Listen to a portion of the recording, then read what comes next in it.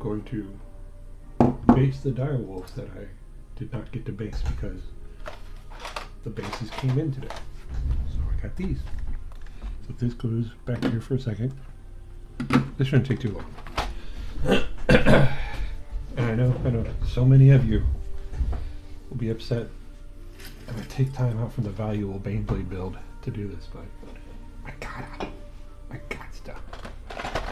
So sorry. Music louder. I was gonna say, these things, the staples always hurt. Fly's still in here, dude. Don't they have a lifespan of 1 day? Dang.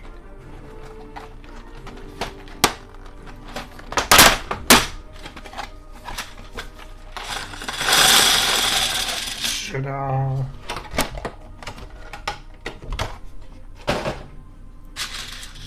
What am I going to do? Do I have a box or a spot?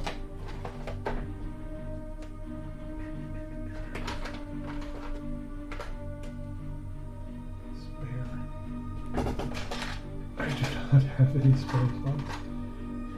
No. Oh my goodness.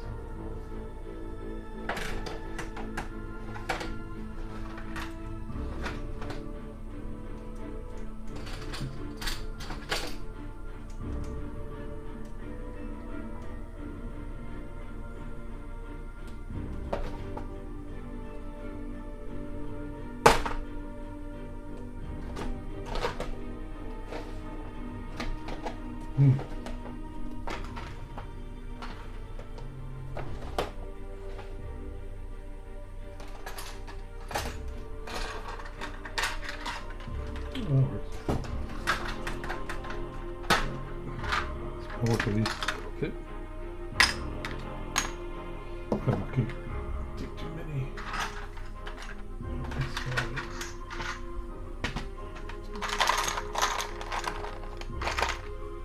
See how many that'll be.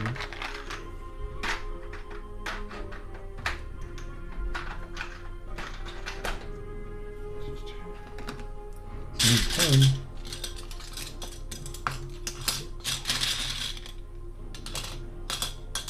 Yeah, I think that's it.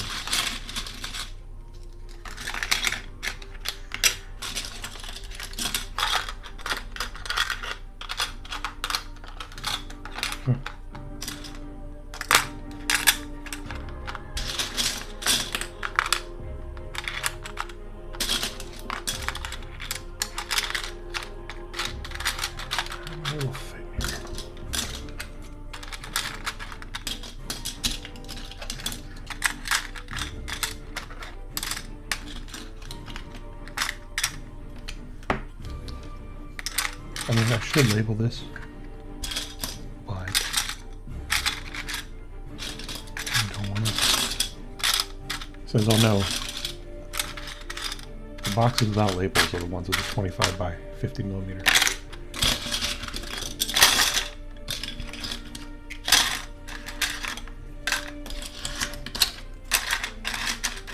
I don't know why I got 80. Well, there are some other models that use them, but I don't think they're anything that I'm going to like get anytime soon. Get down.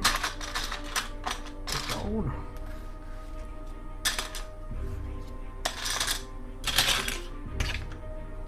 Yep, 10.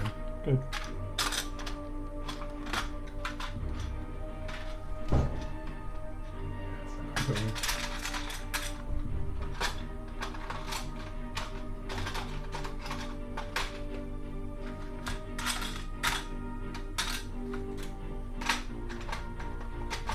Oh, yeah. Actually closed. Okay. Doggies. Need doggy. Grr. Taking an angle.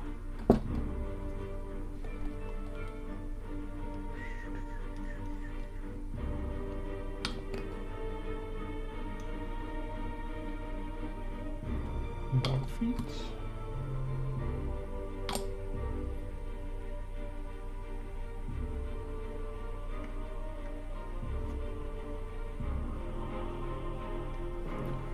Oh, I should get the tray too.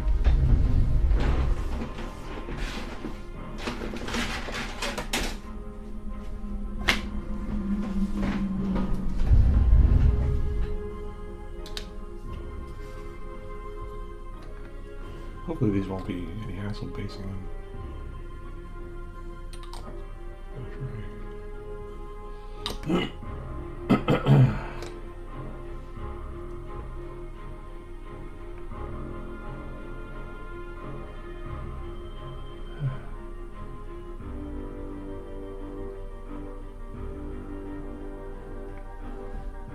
Yeah, that's not sticking. Why are you not sticking?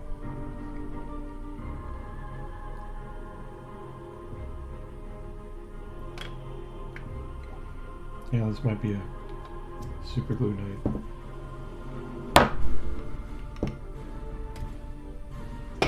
Gotta get my drink out of the way because super glue and accelerant in your drink is not yummy.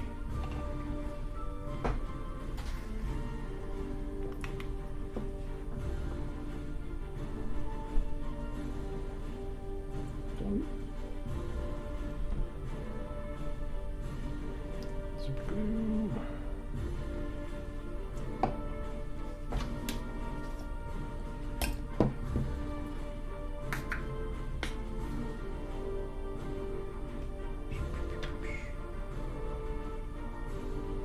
Sit.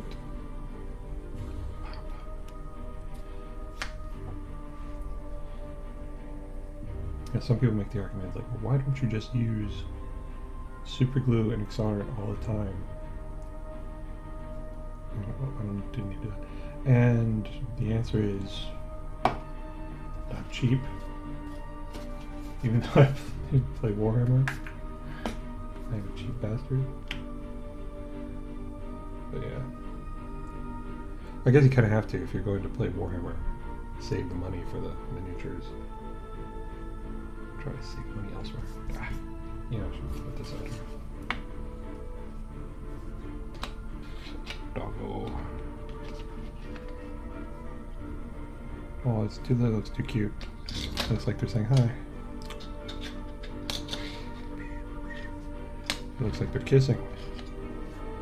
So I'm gonna need somebody else there.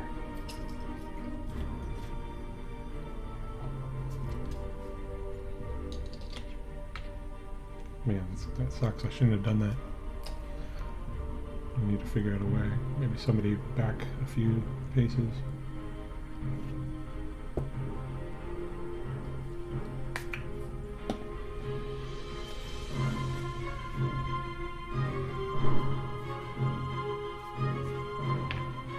Put this guy like that.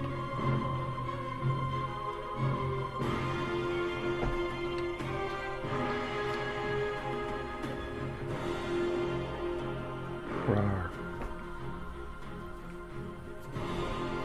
Oh, that's not the lead dude. That's just some other dude, so he can actually go back there. This is the lead dude. So,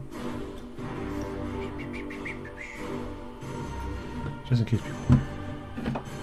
Baneblade's coming. Or it's really Banesword. Naming convention's so funky.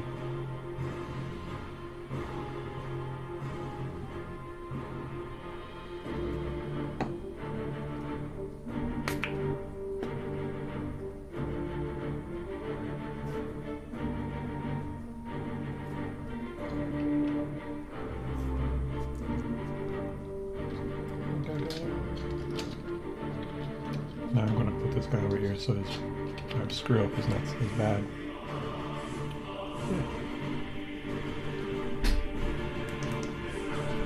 Yeah.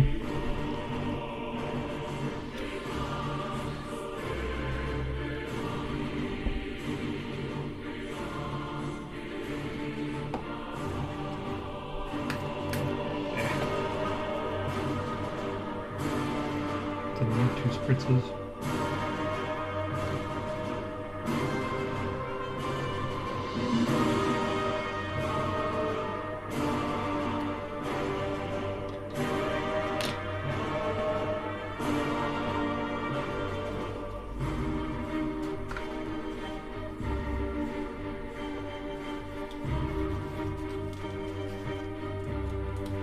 shave.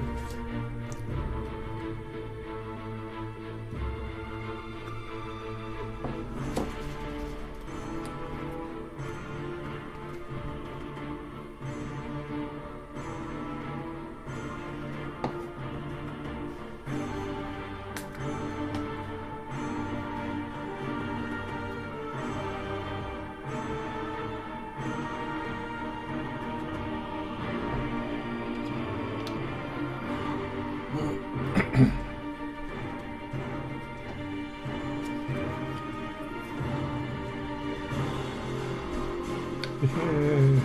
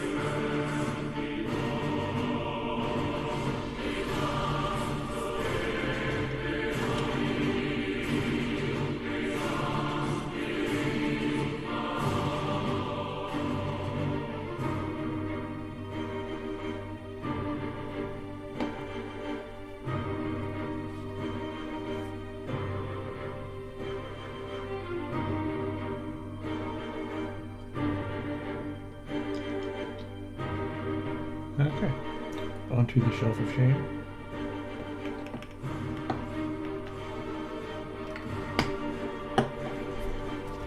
Good for now.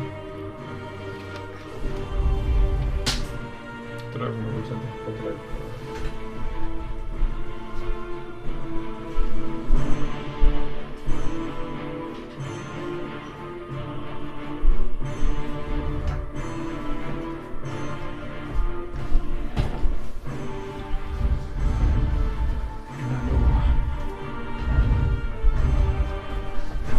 Okay, just getting started.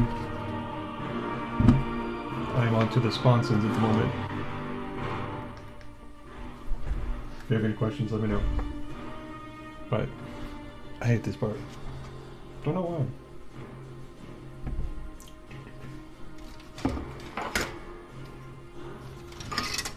I think just because it's so many little minor, smaller assemblies. I think these are them. Yeah, these are them. Or part of them? These are. But where are those little pieces that connect? Oh, there.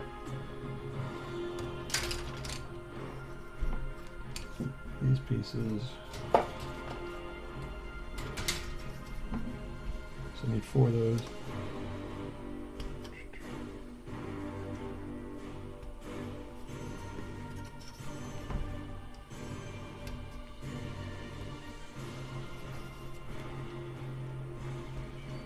Turn the air conditioner on.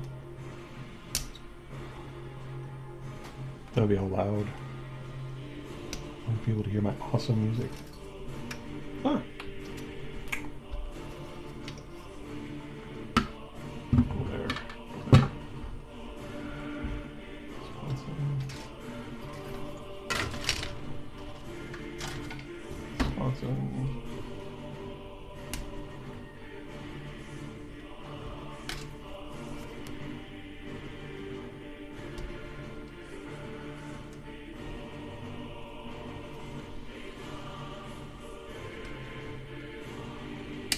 Don't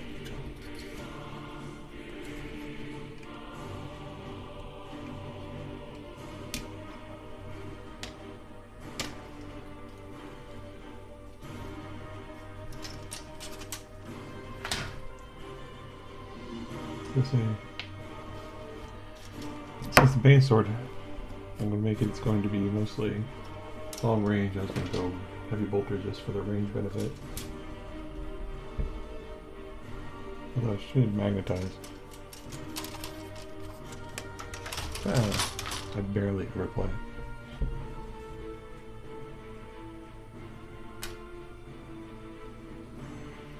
Oh, interesting.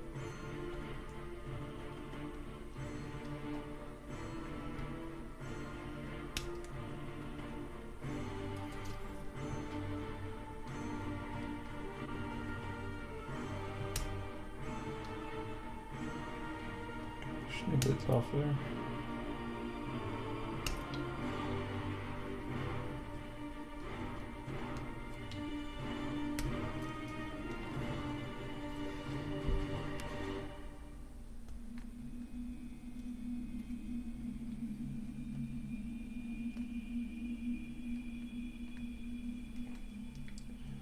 These cut pretty close.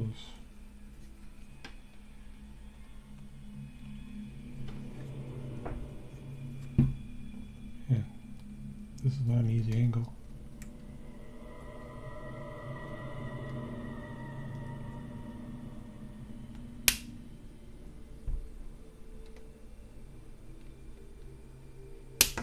Oh.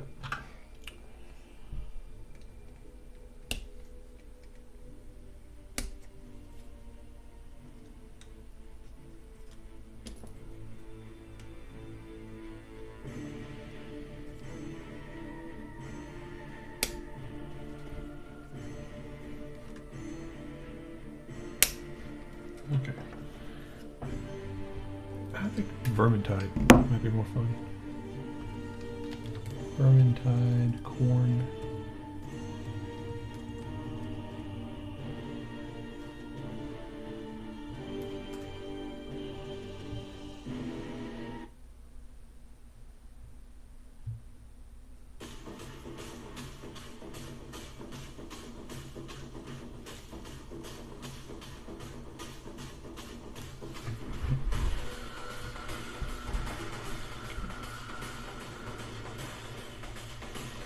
That's not good. Not good.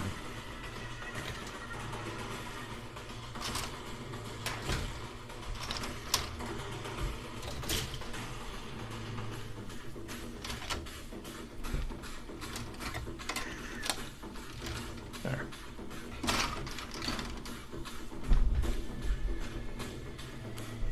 All right.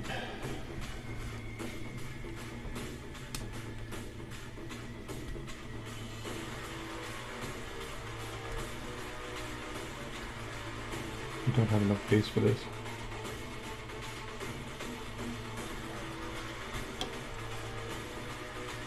I mean, for the song. What kind of bases?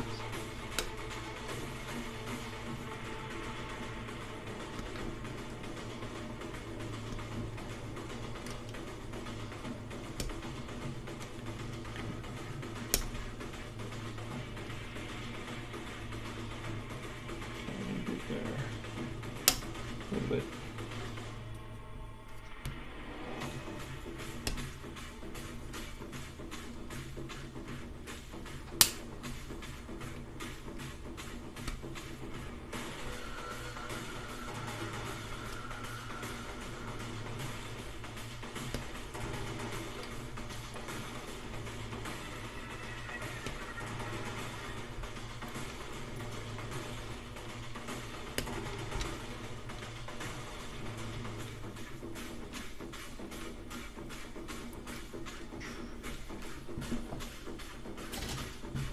Alright, do that. And then we need the covers, gun shields. Are those here or here? Where are these? These are the gun shields.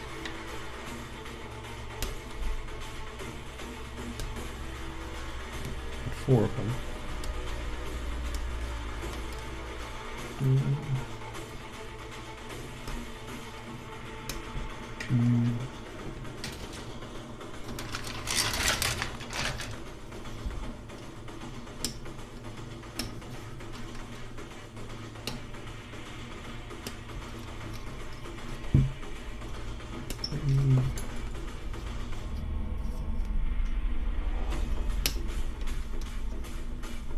4.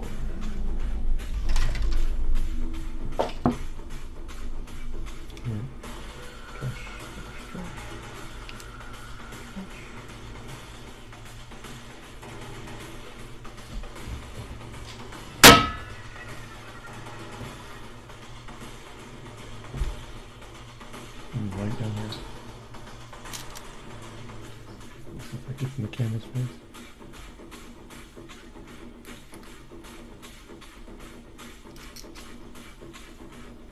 Don't think it does. Oop.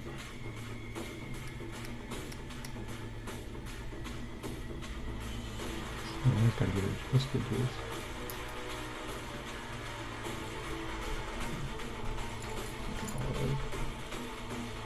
Over there. I want something more peaceful than this. I'm feeling very corny. Oh.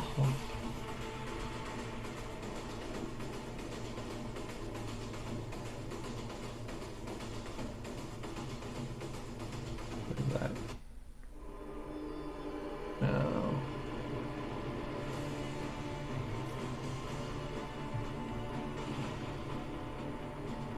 Listen to some peaceful classical music is the first option. Best of piano. There we go. There we go.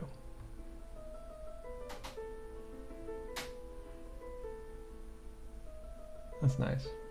Probably copyrighted, but I don't care. I'm a rebel, Dottie. Oh, my wife will think that is wildly funny. Wildly.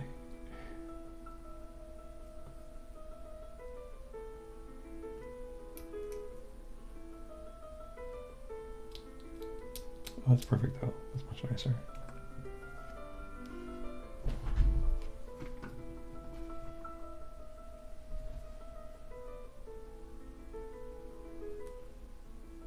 Oh, the camera's in the way, or light's in the way.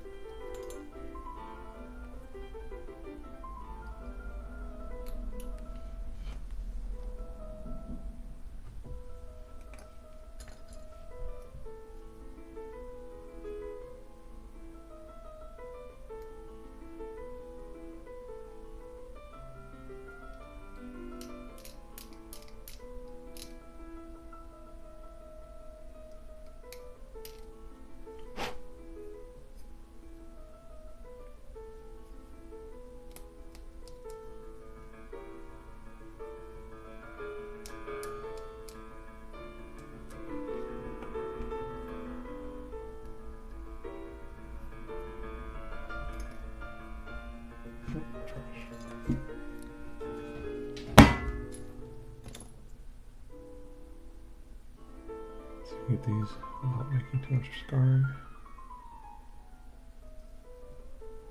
Oh, I don't think these go external, do they? A little bit. You can kind of see them through the gaps of the armor plating. So worth taking a little bit of care. Only a little bit.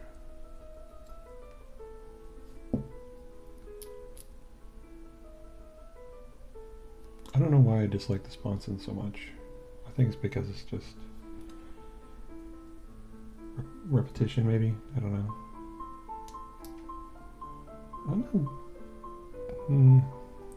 This is more like a medley.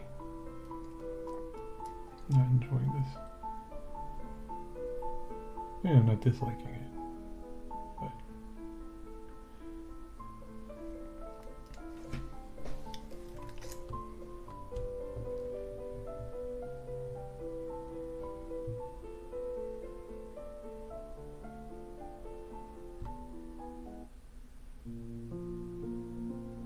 no.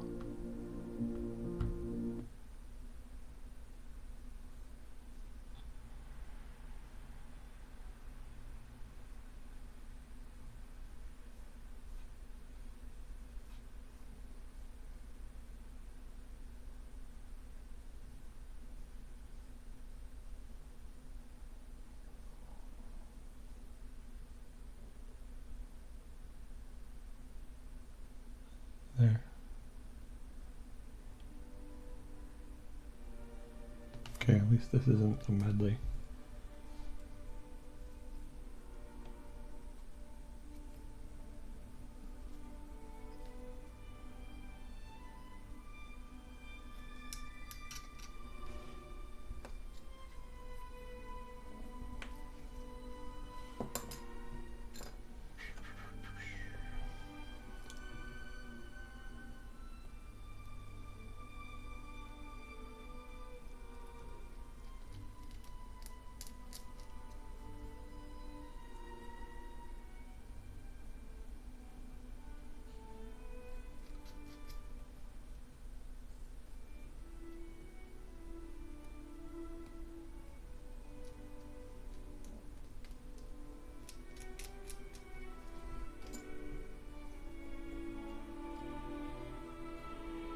Putas.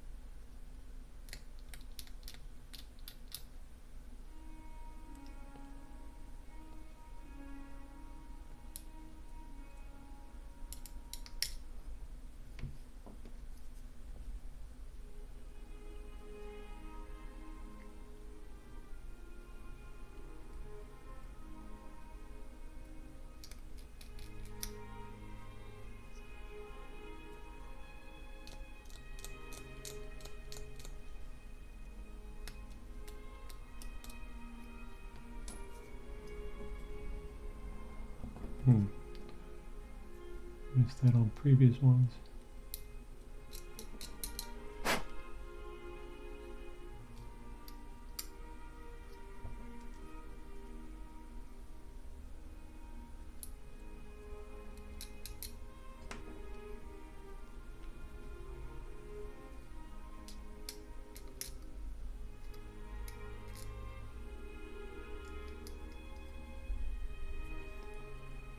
I totally missed those.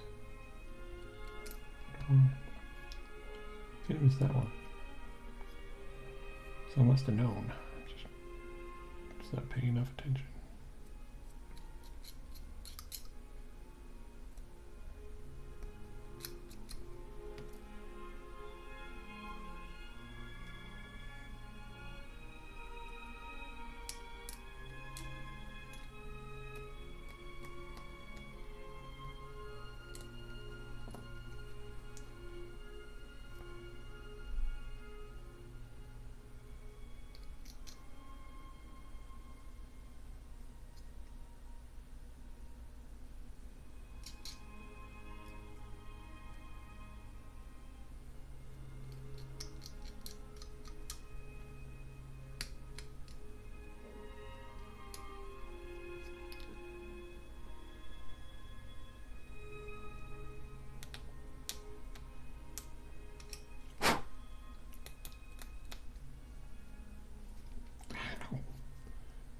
myself?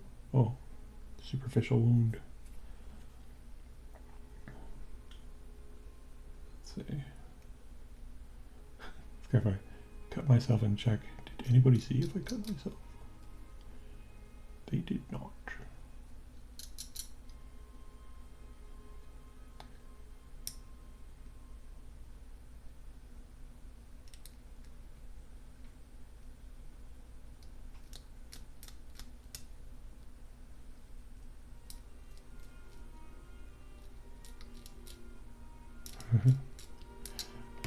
Can't help but think of Bugs Bunny when I hear this song.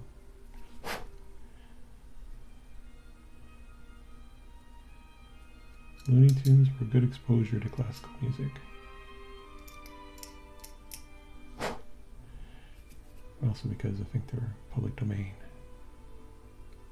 I think that's how they first started, using them.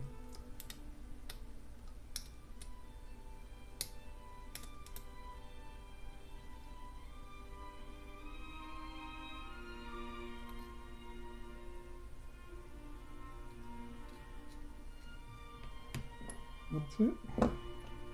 Alright, so we need these. And how do these go? Look. This piece goes back here. And I'm not sure. Can't tell. Yeah, just like this. The angle at the bottom.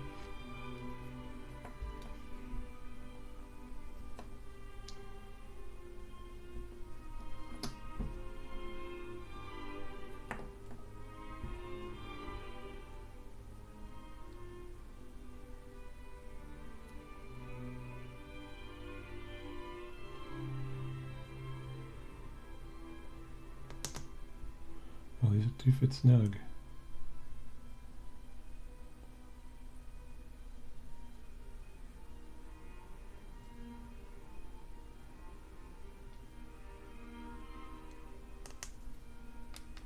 Very snug.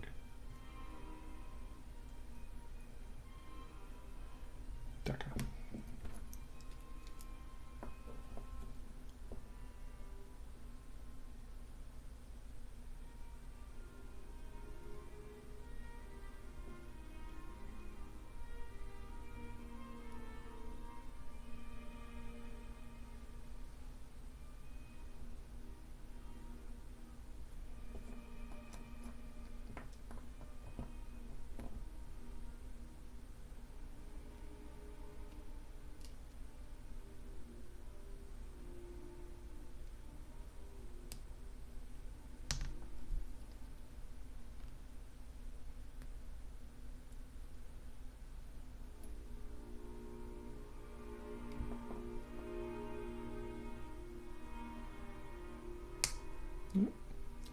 Do not snap.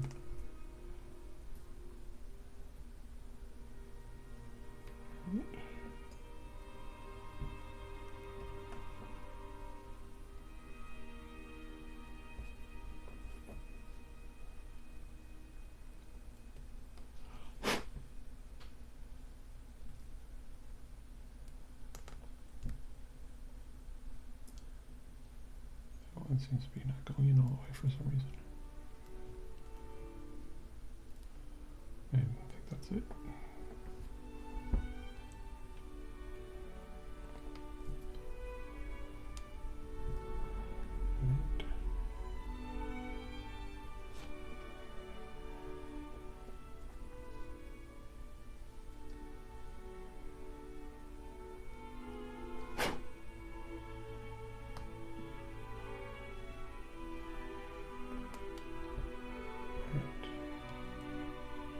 Down a little.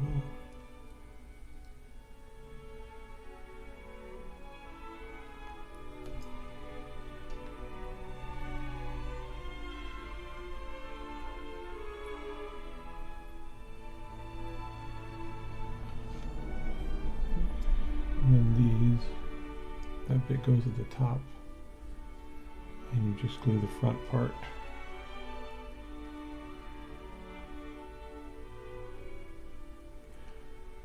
Oh, I did this completely wrong. That one, at least.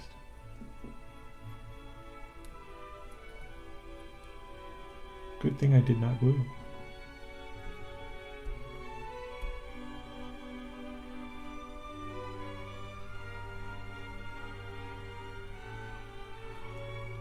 Come on.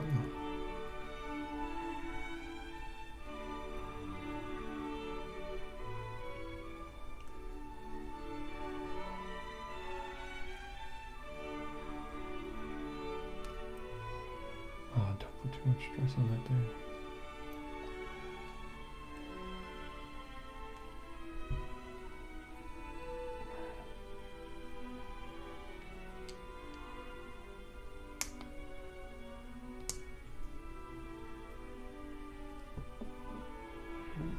Should be at the front. That's right. That's right. Okay, I only screwed up one of them, so that's good. And then this goes on there. And I need to glue just the front bit.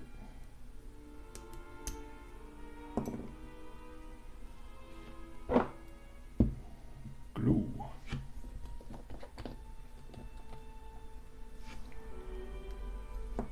Go back here.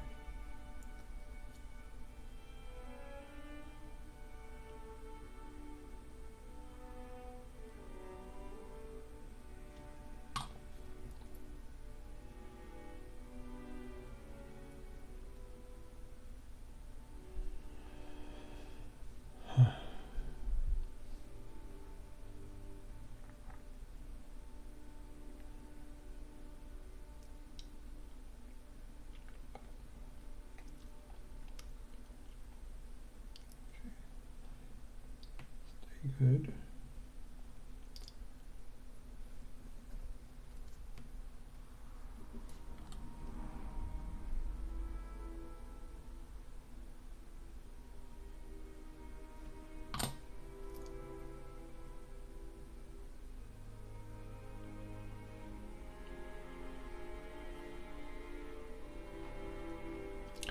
Wish I could drink while holding these. I've got some of those clippers that you can just set up if you need to hold something for an extended amount of time, but not worth it. At least with these that are at least seeming to work. Sort of break.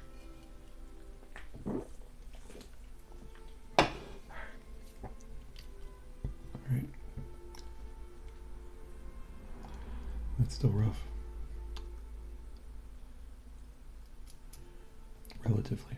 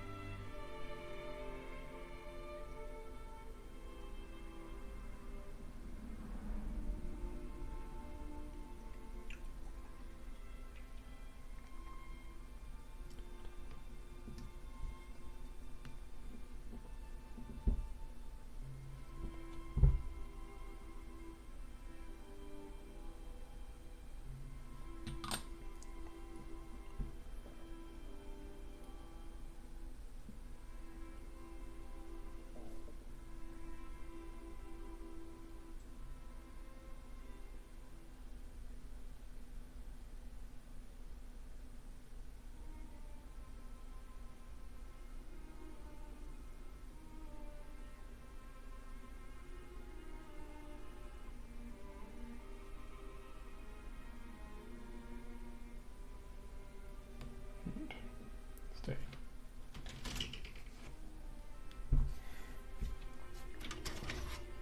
These are them, I think.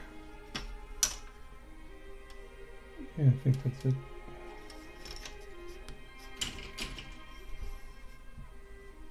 Okay.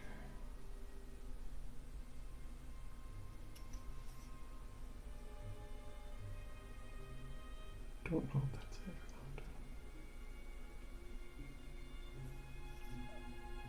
not. Ah, that's the top. These are the bottoms.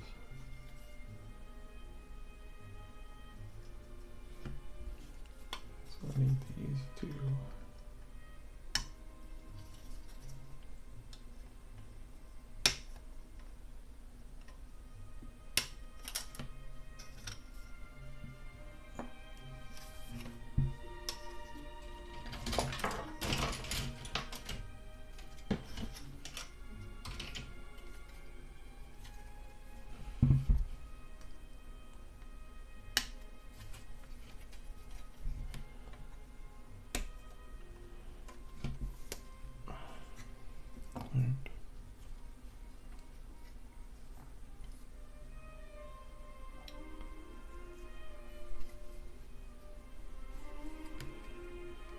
These are the tops.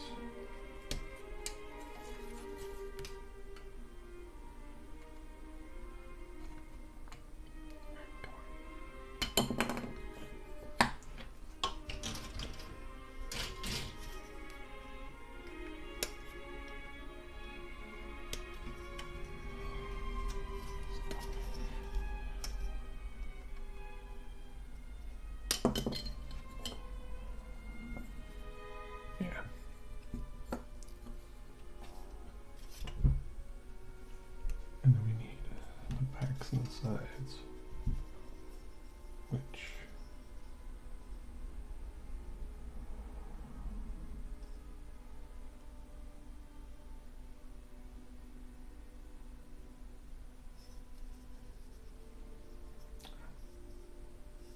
oh, duh. So basically these three from that side.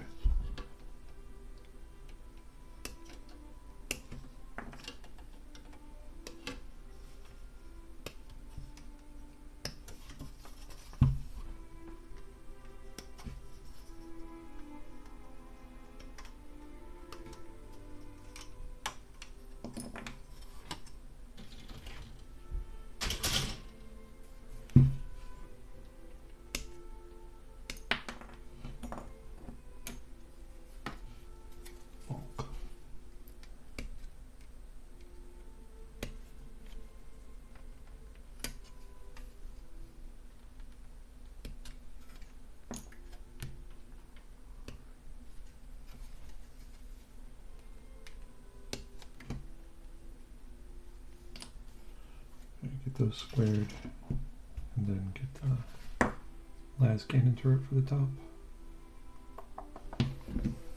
Alright, leaning. The most exciting part. That was a bit of a chunk. Luckily it's just going to be hidden. See, the reason why you clean even parts that aren't going to be seen or too visible in case they're joins. Yeah, so you have a good connection.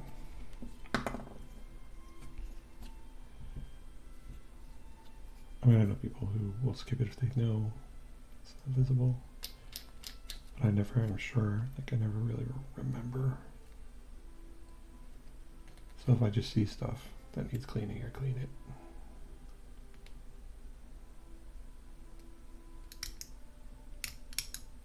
Might take a little bit extra time.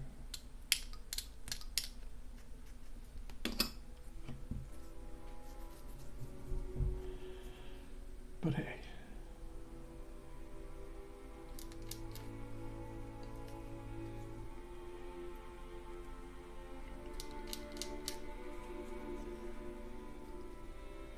I hate when a piece of flash is right between two features, because then you can't get a good angle at it.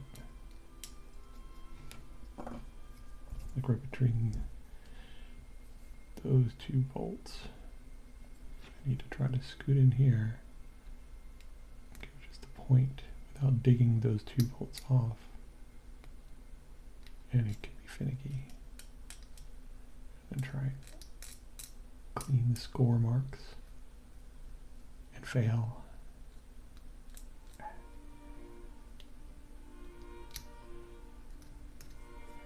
Might be a better way to do it. But I have not found it. I'm sure there's a video out there that says clean your spurs better. I should probably watch. You know, I'll do that as a search. Ave Maria.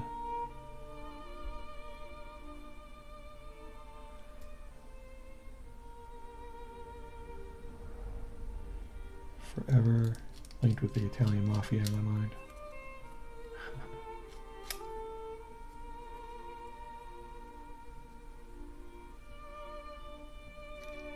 This is sort of a scene from a movie, I recall.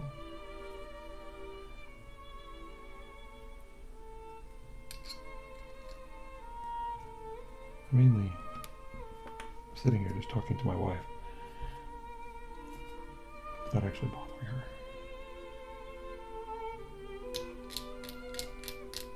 So it's like saving up conversation for later.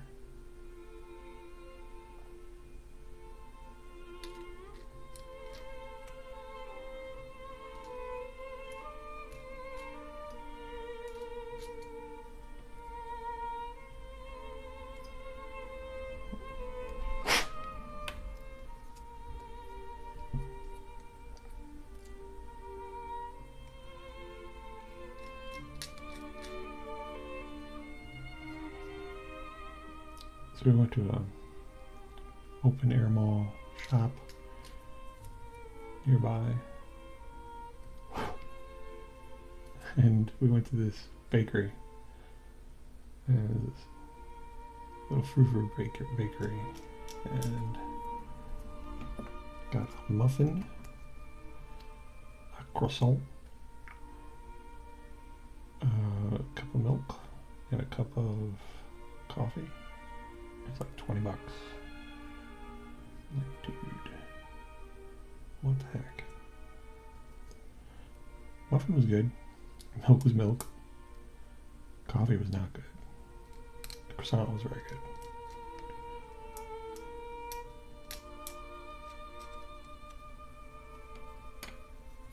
The coffee was like 8 bucks.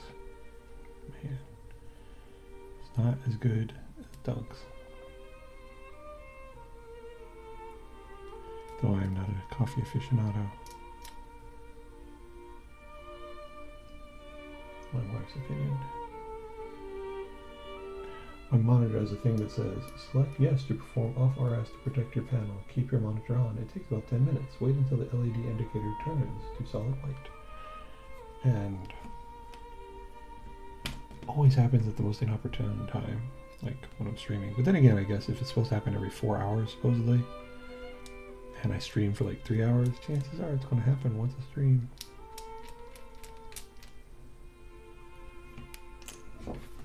But I'm going to tell it no. No. It can wait. Alright, sponsons. Sponson bottom. We need this.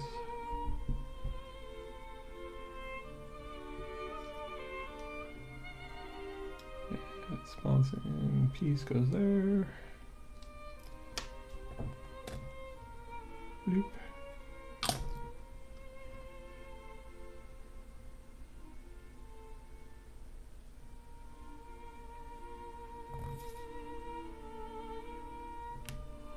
And then the door goes in the back here like this. This one always gets me a little bit. Always worry it's bent. Wrong angle or something. These are much easier.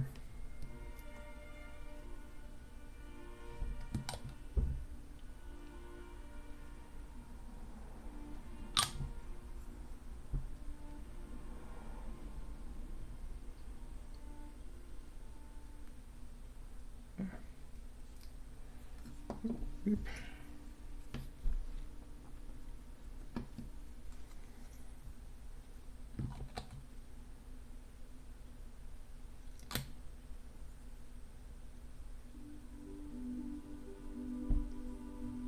A little bit.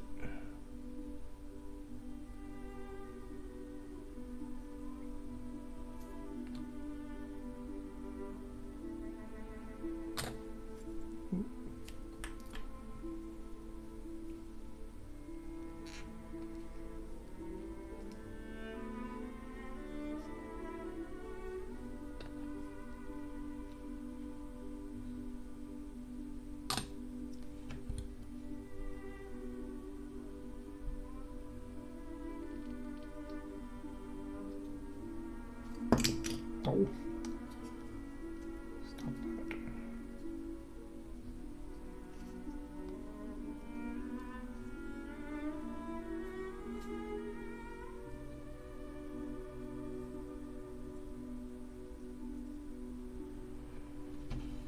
All right.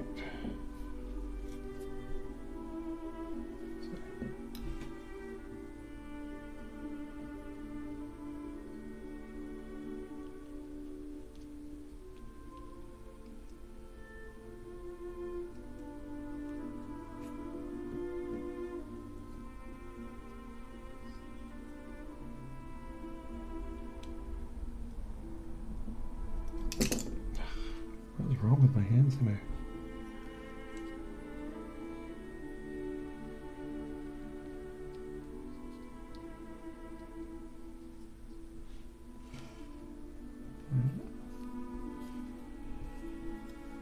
And this goes at the top. So I should glue for the back.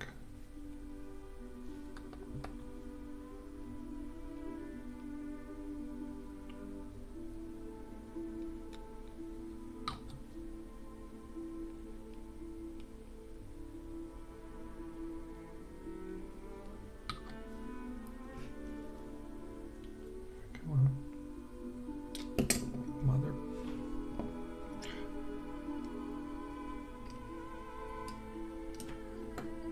You know what? I'm gonna glue it. Because FU is why. I usually don't want to move the turrets after I get them in there.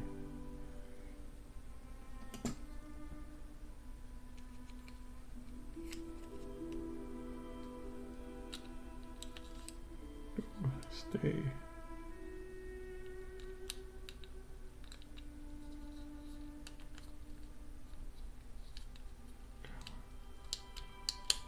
There we go.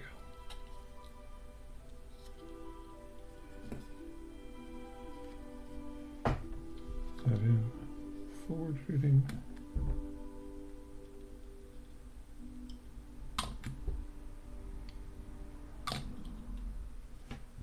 Shooting, and there'll be wide shooting.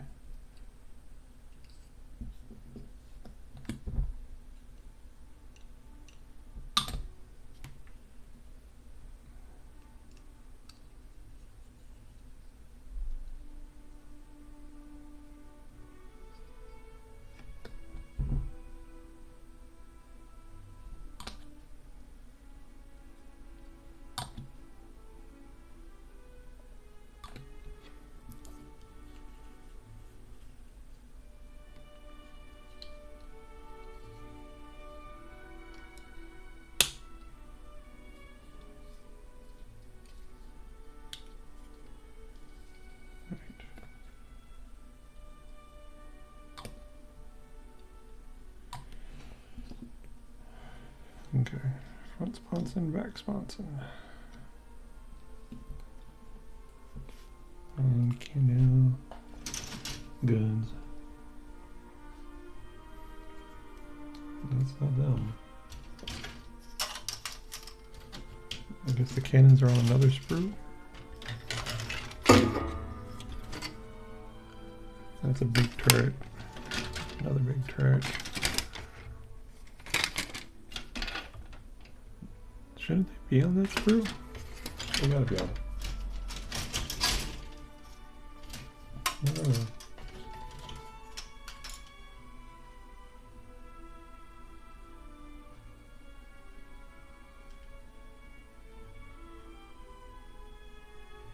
I think that's them.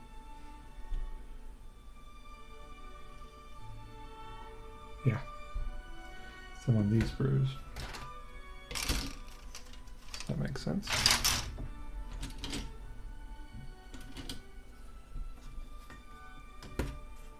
these here. And then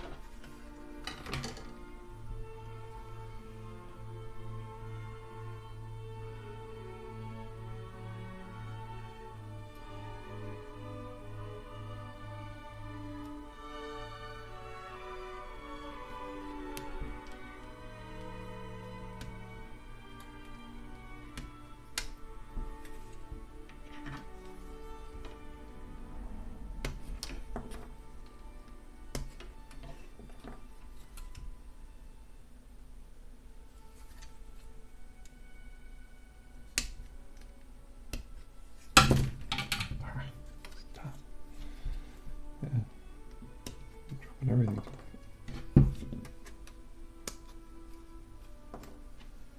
Scoot over.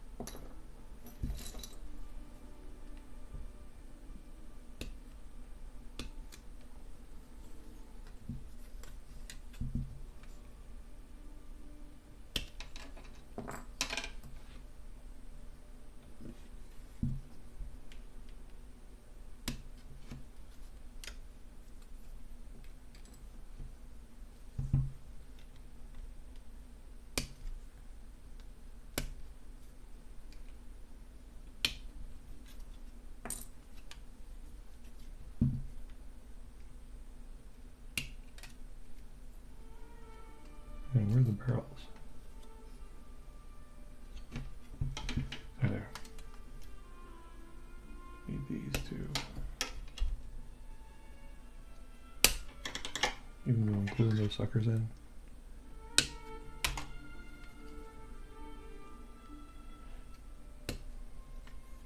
mean, some people like to have the turrets turning and everything. It just feels kind of cheap when they're like pulled around by gravity or just shifting them around. If you got a tight fit, that could be fun. But, yeah.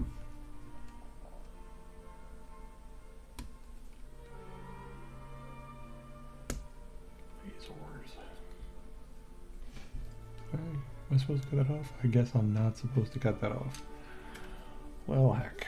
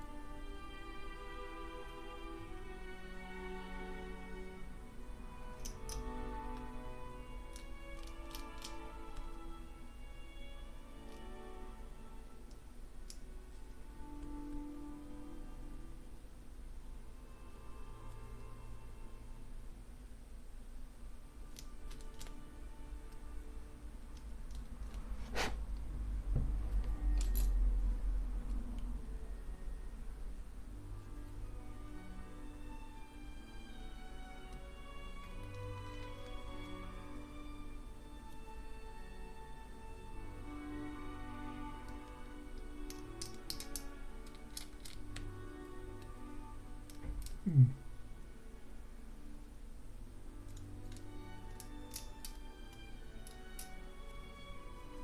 been an hour and I have not gotten one sponson done.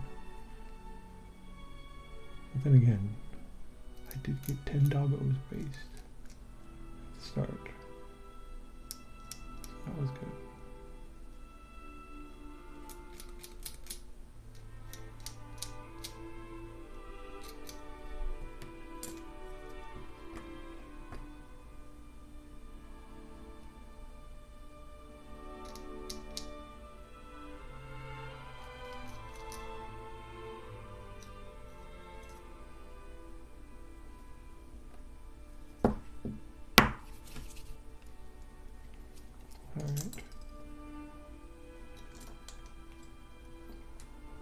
So let's see.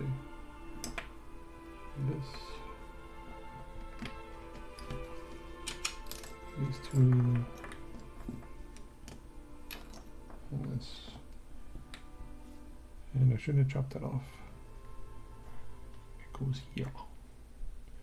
And then it still fits. It just won't be as nice of a fit. Maybe I should use super glue. I'll try without it. See how that goes. Give it extra time to sit. Work on the other one while this dries.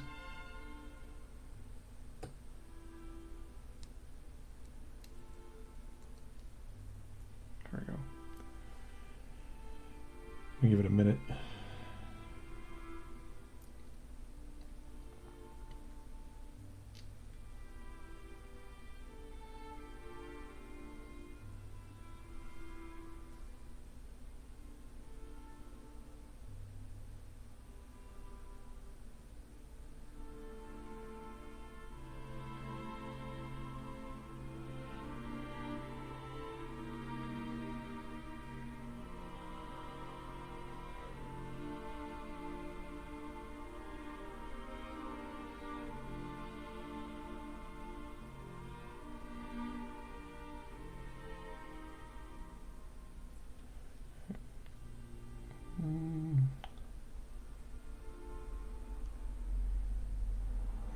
I think that's better.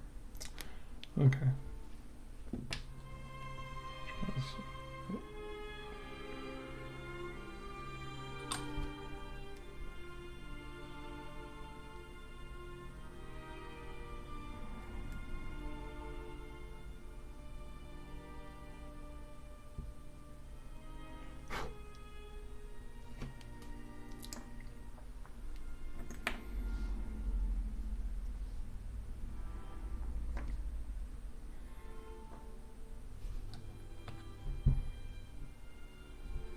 I did not catch that shape.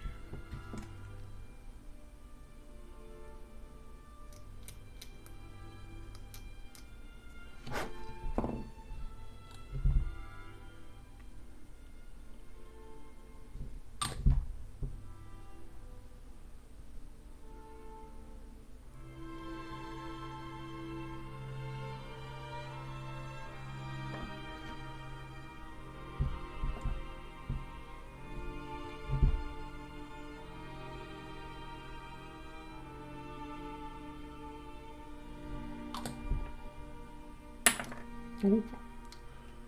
Man, dropping things left and right here.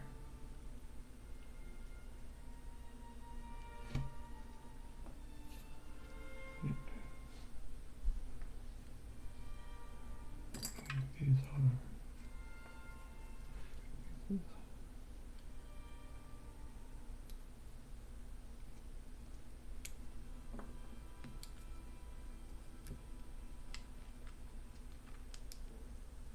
Oh, fits.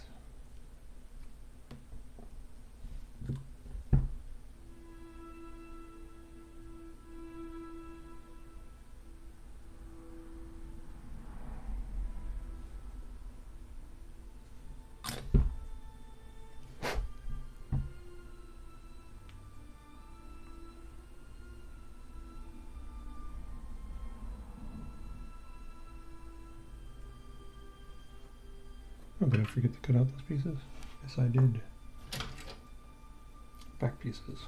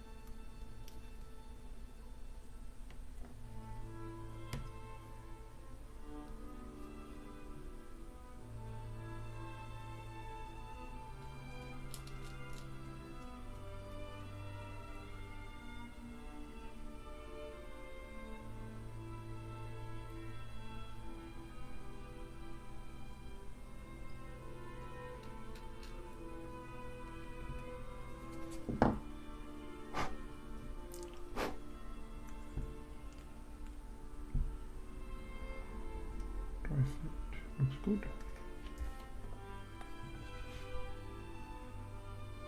Go back.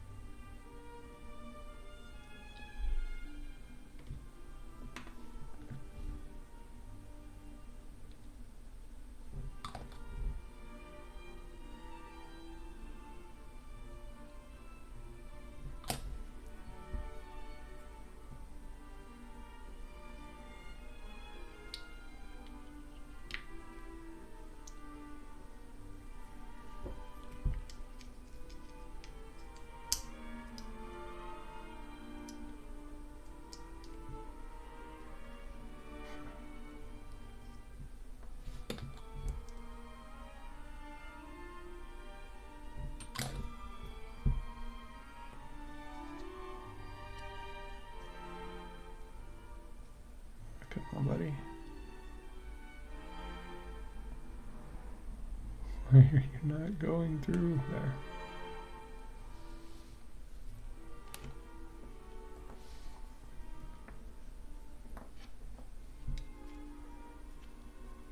Missed that part.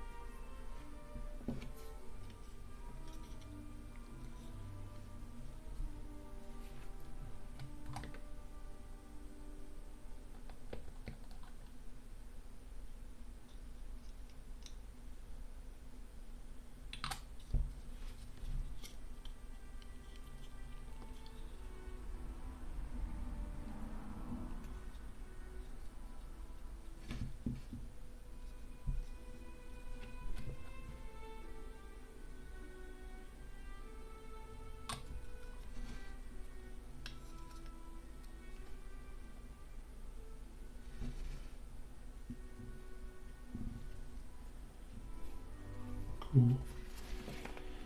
Oh, 2 more sponsons.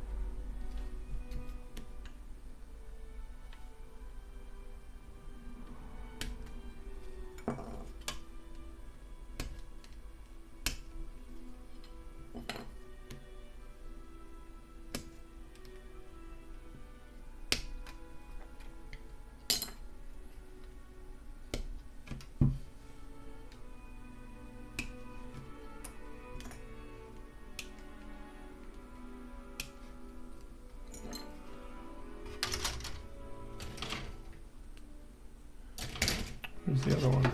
Oh, there's the other one.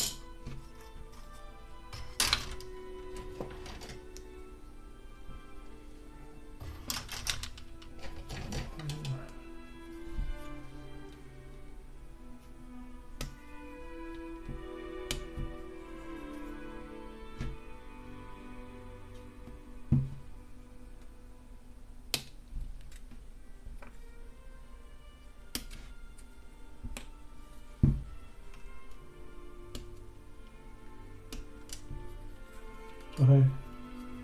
Just working on the sponsons. It takes a bit of time since there's 4 of them. It's a bunch of little pieces.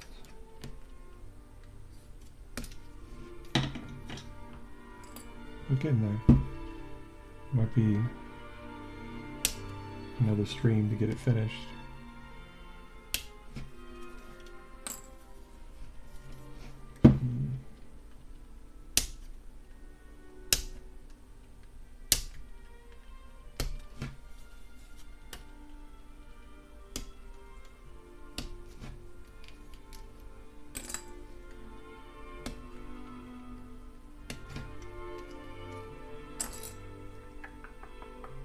Where's the gun? Oh, there's the gun. Try not to clip off the back piece this time.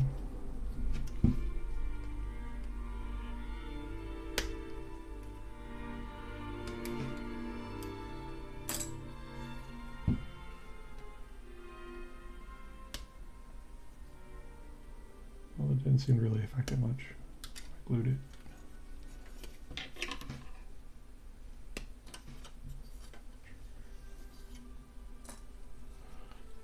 Oh, these pieces. Back turret. And we can hit.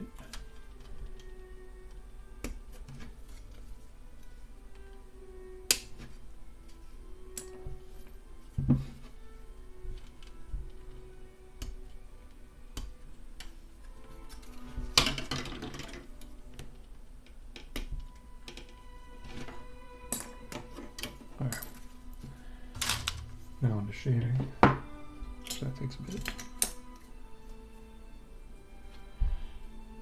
I hate having to get in between the bolts. Try not to damage them.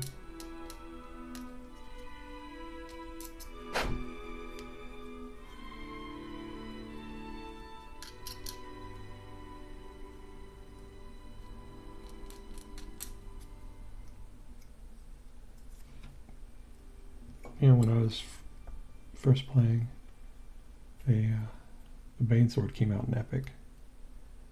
The Bane Blade first. They didn't have a Banesword. It's Bane Blade, Shadow Sword, the Stormhammer were the three companies that you could get in Epic. Super heavy tanks for the imps. They were really good. But they were about like that big.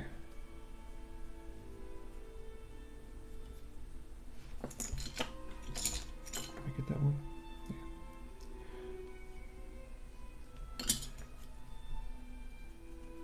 And back then they were $8.50 for a blister pack. You got one tank. Or you get 2 Land Raiders, 2 metal Land Raiders. You get a big box of like 20 Land Raiders for 20 bucks.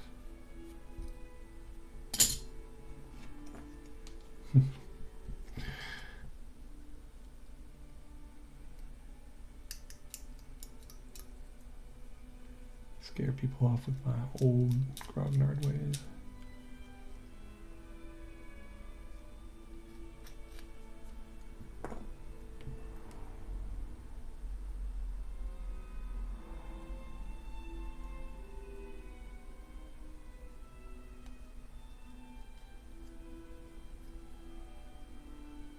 Let's see.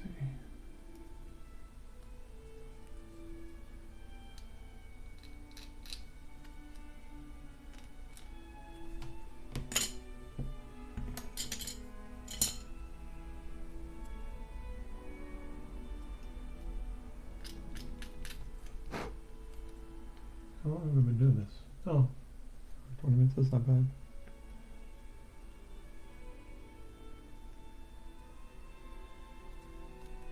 Feels like I've gotten a fair amount done.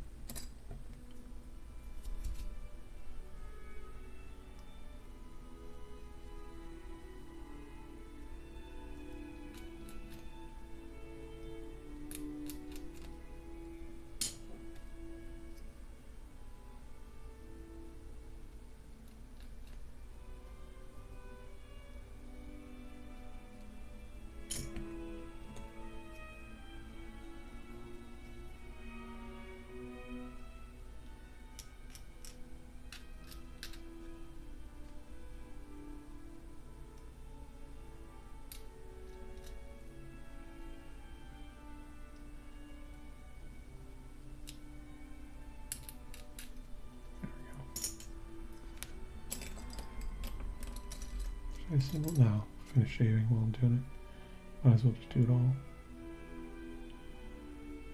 I mean, if I was ambitious, I'd cut everything out of this brew and then shave it all. But I'd get lost.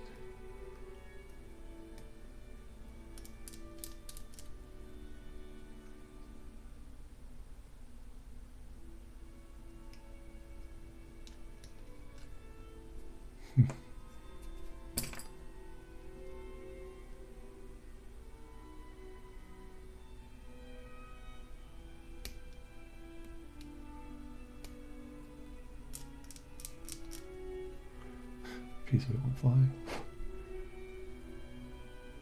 That's not a good sign.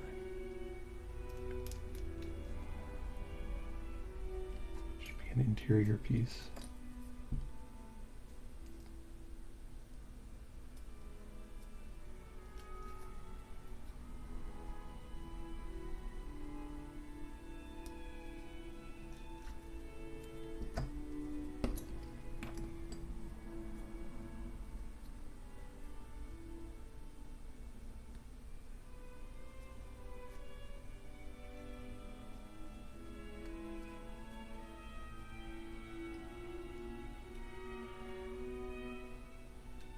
I think in '99, the Land Raider was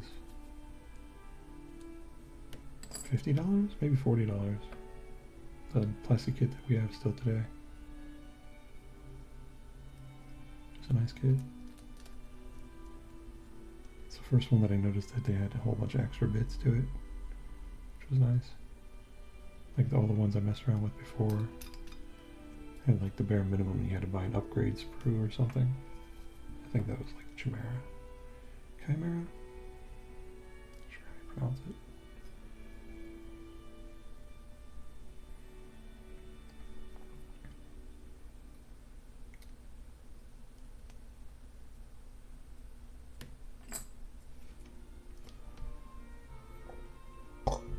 Excuse me.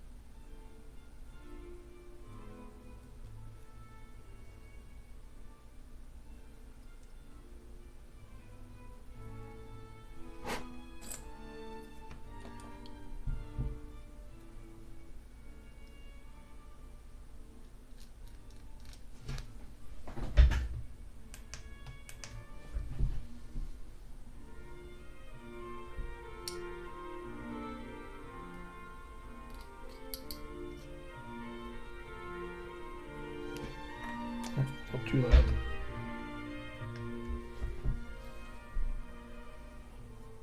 I'm getting the munchies.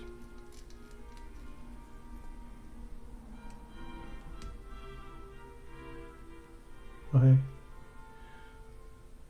Just working on the sponsons, which takes a good chunk of time. I'm thinking of grabbing a snack.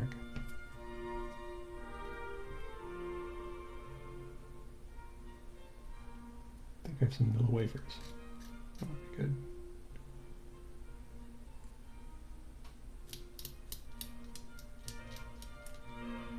If you have any questions, feel free to ask. Otherwise, I'm just kind of chilling.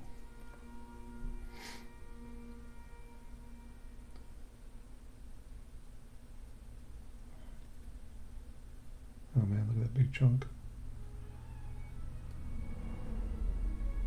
There.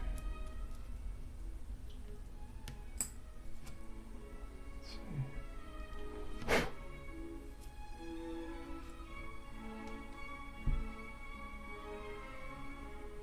A little bit off the barrel.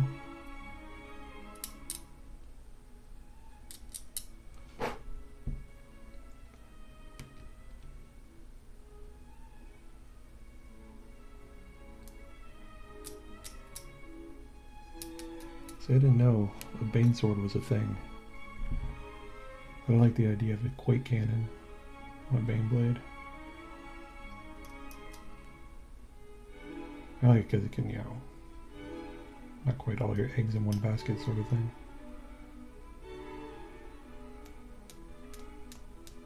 Like a volcano cannon. Oh, hey.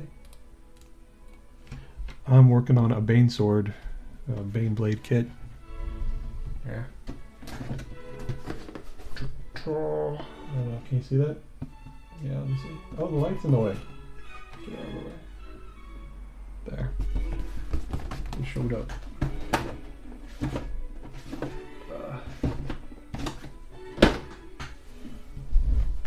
And I was going to make it the Banesword variant, which, if you don't glue the barrel, you can make it a shadow sword too, which is just a little nubbin that you add to the end. So you can see I got the treads done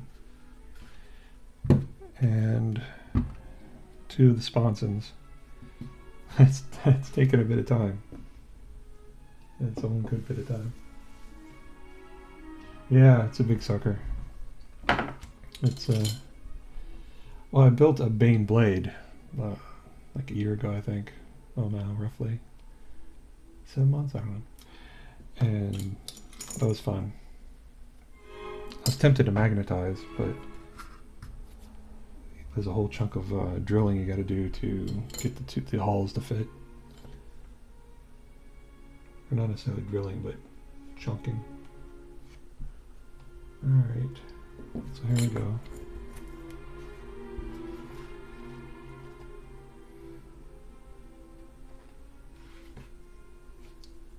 So I gotta get the pieces for the sponsons out. Those are the tops, bottom, backside, sides. I think that's it. Although I should get the las cannons going and drying.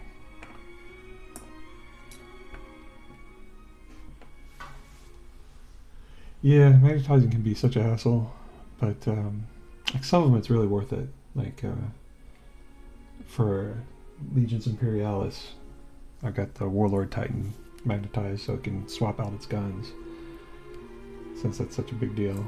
But this one, if I was going to use the the Banesword or the Shadow Sword, which are the two ones you can like easily magnetize, I'd almost always go with the Banesword. But then basically putting the Shadow Sword switch, the only difference between a Banesword and a Shadow Sword are these two pieces, and putting them on the end of the barrel, which that would be pretty easy to do. Oh yeah, definitely. It's worth to do. But again, like, sometimes there's also an appeal of, taking the handicap sometimes, just to look cooler, to have the aesthetic look. Anyways, what was it? Oh, there. These pieces, there, and that's doing these. Alright, let's glue going.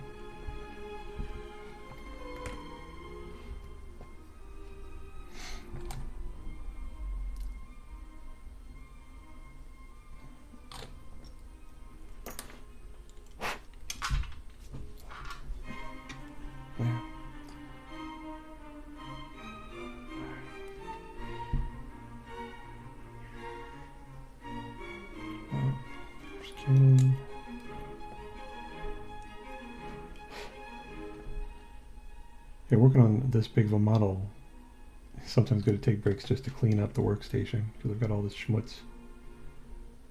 Oh.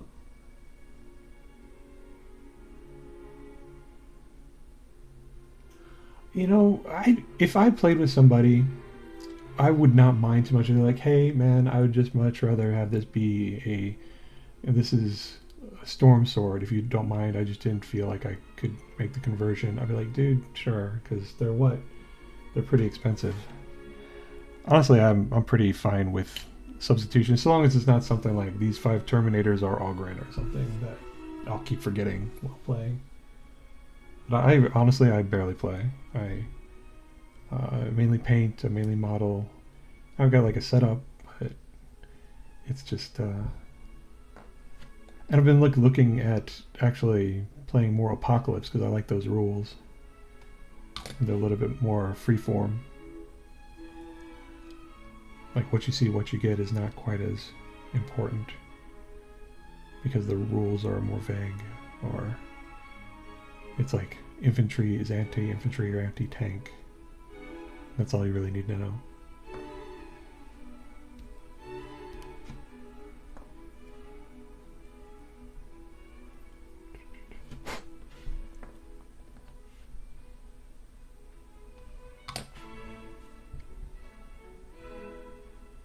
I mean, so long as your opponent's up front with you in the beginning and says, hey man, is it alright if these are heavy flamers instead of heavy bolters?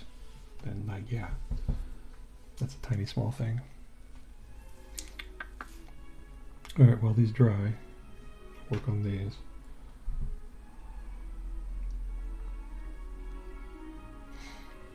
Let's see, first shot. That looks like a good fit. I need to move this light. Get this back out here.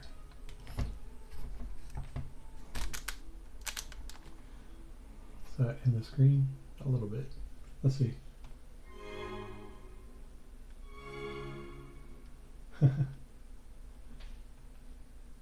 How is Kill Team? I've gotten some of the figures for Kill Team, but I don't have the rules. Like I like the Kasserkin and the veteran guards and stuff. Like the sets are really nice. I love the detail and the options you have with them.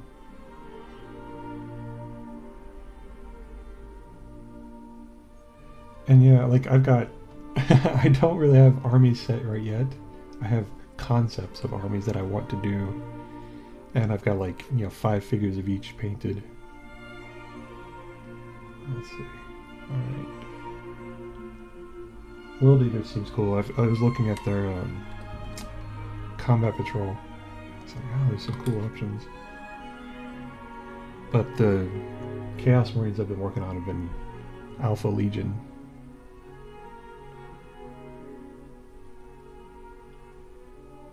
Oh, cool. Yeah, I really like. I've got the Kasserkin, like. I've got some of the Kasserkin right here that I haven't even opened yet, and I'm just like, their options are so cool. I wish you could get more of their sharpshooters. Like if you could have a squad of Kasserkin sharpshooters, that to me would be really visually appealing. Let's see. Let's see. Let's go like that. Do you have a lot of Imperial Guard? Or are you starting just for Kill Team? I think right now they're kind of my favorite army, just from the semi-realistic mechanized standpoint. Let me turn that down. Alright. And the back piece goes like this. There.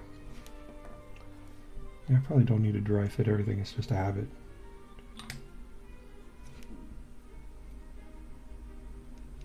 I already did 2 of these sponsons. Are the molds really going to differ that much?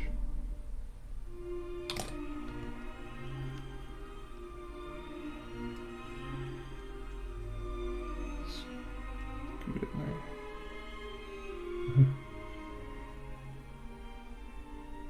Yeah.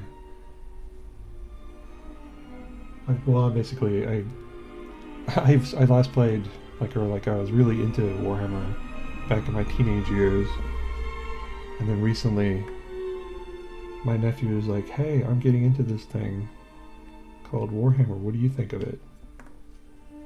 And I was like, oh, let me tell you about Warhammer. As I rolled up in my walker.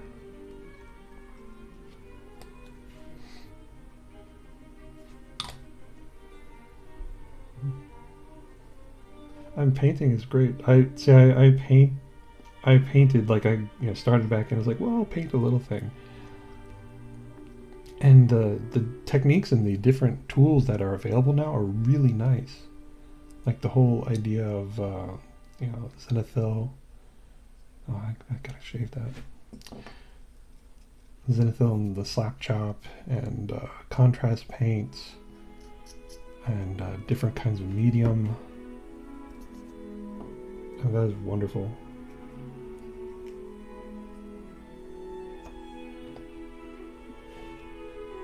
When I was painting, it was mainly just primer white mainly. And then shading. Oh, I forgot to clear that. This is turning out harder than I thought it was before. There we go. Stick. Alright. Yeah.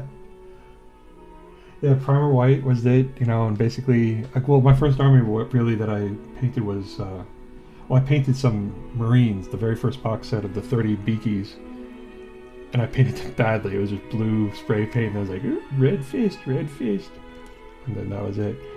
And, but then, like, when I actually was like, oh, this is how you paint, and I went to a couple of games workshops and some things, I was like, oh, so you actually have to put in an effort.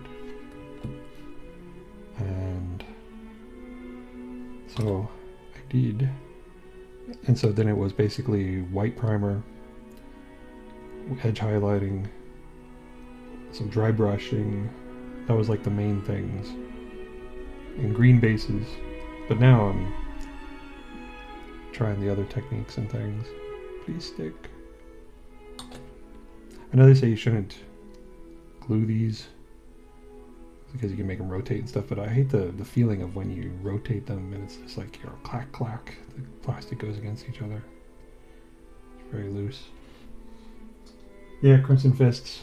Yeah, well, because they were on the cover. Back then, that was like when 40K first came out, and they were on the cover, and I was like, oh, those guys look pretty cool, even though they have goofy helmets. And so, of course, it was Pedro Cantor, Crimson Fist.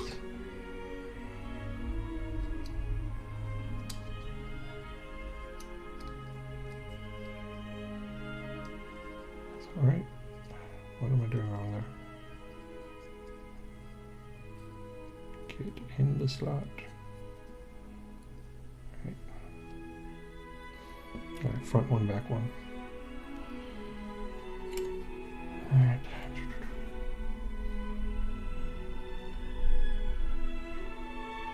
Yeah, I mean, blue with the hints of red. And then eventually, in my horrible way, I changed them into Dark Angels, but that was back when Dark Angels were black and red. And but my Eldar were the ones that I actually managed to paint somewhat decently. And now I just I've done a handful of Eldar and Alfarius and Omegon and Avatar. I think that's and a Warlord Titan for Legions Imperialis Adeptus.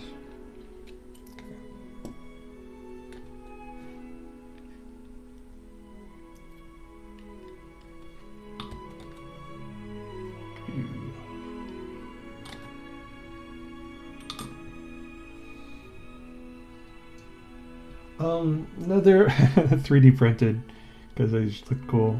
I've got a fair amount of 3D printed stuff just because of some of those sculpts are really beautiful. It was impressive to look.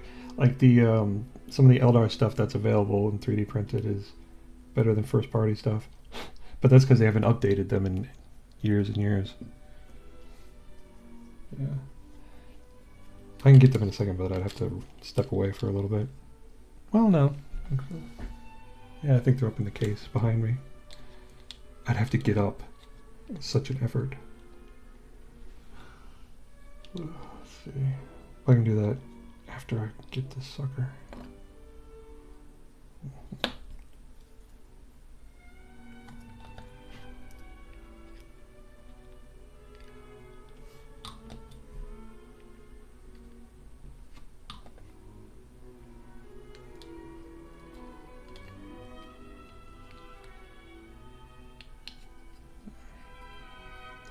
There, that actually goes in. That fit. Good.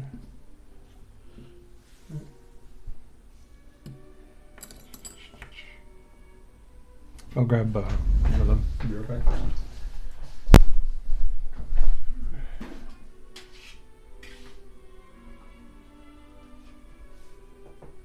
I can't get at it. Hold on. There. There's the Titan. I should probably turn to the camera, I guess. That's the Titan I've got. And still rough. But getting back into the swing.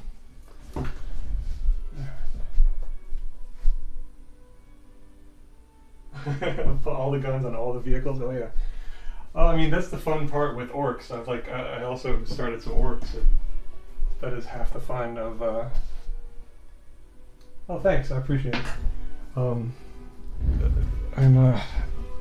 Orcs are so appealing. Well, though I got recently a Morkanaut and a Gorkanaut, and it was missing an actual piece on the mold. I was like, oh, well, maybe I got a Morkanaut and a Gorkanaut because I figure you need to use them in pairs, and both of the molds were missing this one part, so I had to hodgepodge by putting a 25mm base in like the barrel of its main gun, and then just slapping extra guns on top of it. That was awesome, but that was fun. Anyways, should build these cannons. Let's see. Yeah, that's, I mean, it's still like, I look at it, it's got you know, grass and everything, but the table I've built is basically just, you know, grass. It's not, I know that the trend, like I looked at a whole bunch of streams for 40K and the trend is Stalingrad, you know, grindy and horrible and urban. And just like, oh man, why can't we fight somewhere nice? But yeah.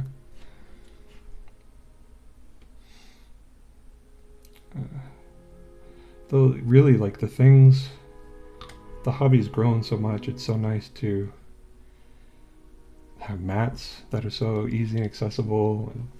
And, let's see. But yeah, I am a creature of my time.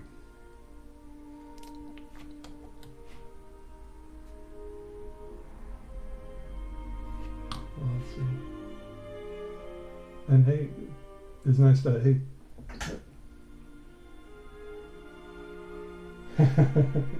Yeah, goblin green bases. That was what I did. But we were playing on, back then the only stuff you could get for like a table treatment was railroad stuff. So we were using railroad things. I mean, Games Workshop, they had like access and they did tons of crazy things. Like you'd go into their store and they'd have beautiful layouts. But me, teenager on a budget, it was what I could get at the local hobby shop, which focused on, actually I should probably glue this in first. But it was like, you know, train stuff, and that was it.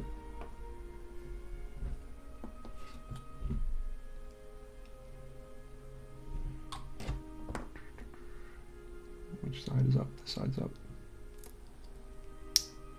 So I based all my things, and so of course when I started up, I was like, well, better base it green.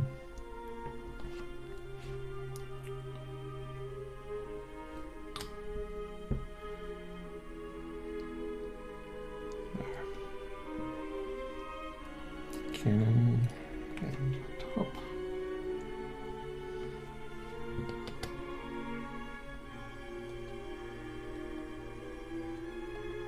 Yeah, I mean, you have, well, they had the different scales, and well, thing is, what got me to really like start playing was when they released Epic Battles, and so it was even weirder scale, it was 6mm, and that's what I built up, and that became the rage at the time for my local brick and mortar. Oh, I forgot to get I need to get a couple more pieces out. Yeah. Need the pins that go in the top of the turrets.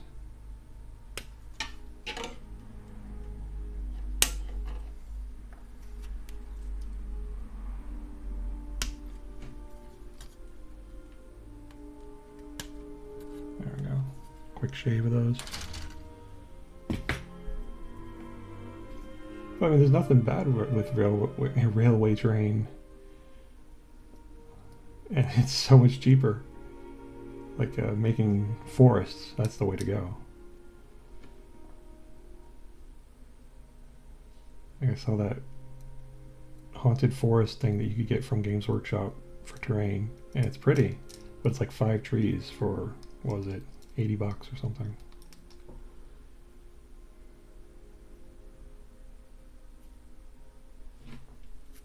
All right.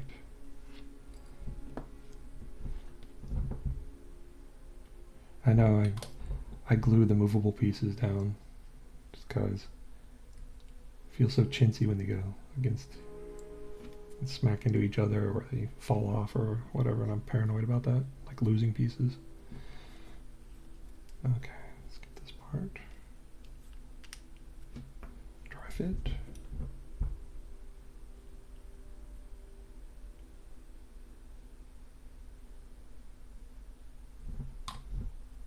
What time is it? Oh, 5:30. My wife will be waking up soon. And then it'll be time to run around. Let's see.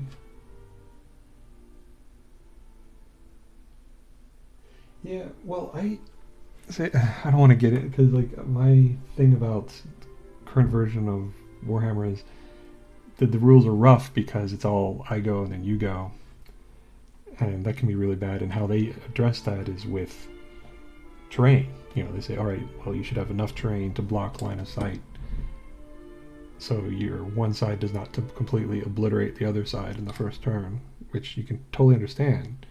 But it's like, if it's a war game, you should be able to handle like all sorts of different terrain. You should be able to fight big open things and still not, make a huge difference. But I just don't like aesthetically the burnt out cityscape.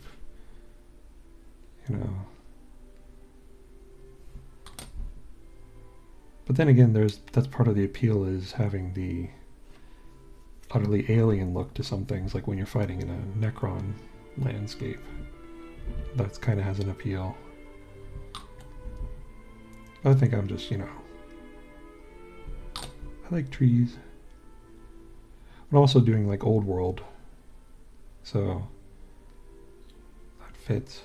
And I barely play. I play like maybe, oh gosh, a couple of times this last couple months. Once at this game store that shut down near me. Let's see. Get the last here.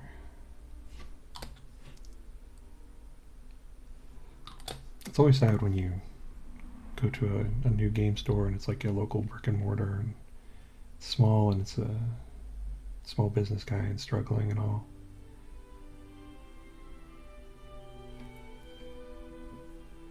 And I remember like going in looking for something to buy, but he had like not much to really purchase. He had like Sisters of Battle and some AdMech stuff, and I was like, it's not really my groove. Alright. So this should be the last for the sponsons. Let's get this.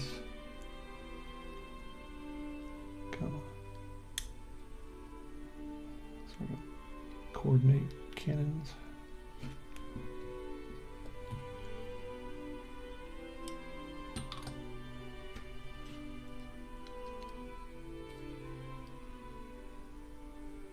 There we go. Give it a little time.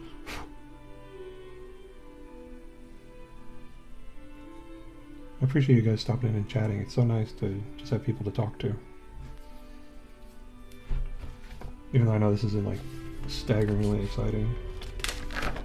Next page. Oh, I actually get to put stuff together now.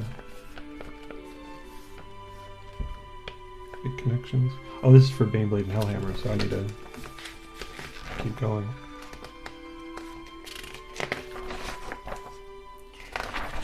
Because I've got that alternate chassis. Here we go.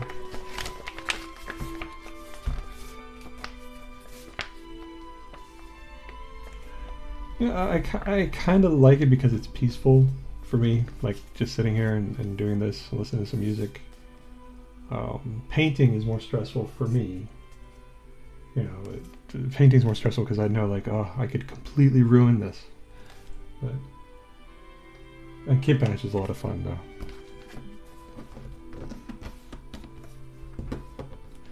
But I think I have to build a model at least 2 or 3 times, I think, before I can feel comfortable doing something too crazy with it. Let's see. Alright. Get these pieces out of the way. This thing has so many screws.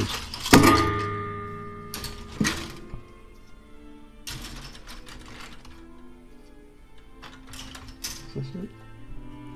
Are these the pieces? I think these are the pieces I need. Or 2 of them at least. What is that front piece? Oh, there. That's okay. At least they're all like the pieces you need on the same sprue. I was putting together the orc one. The Shadow Sword is really nice. Let's see.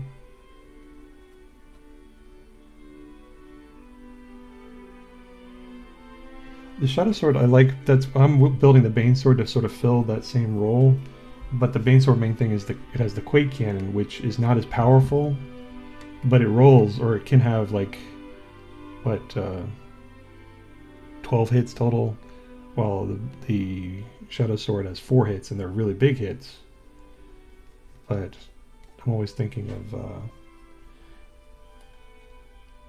multi-roll somewhat. The Shadow Sword in Epic was my favorite tank.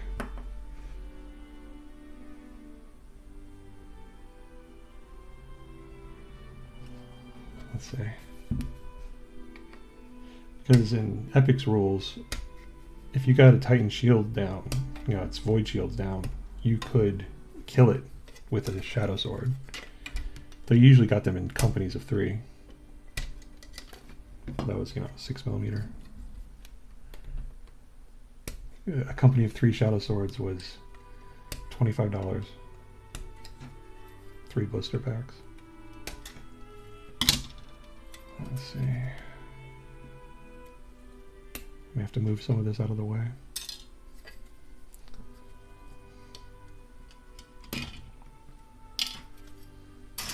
We can put the sponsons over here.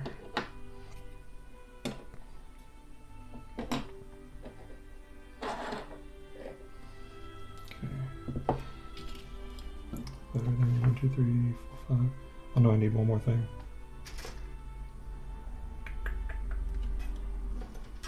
Where is that piece? I think this is it. That looks like it. So this is the Shadow Sword hull.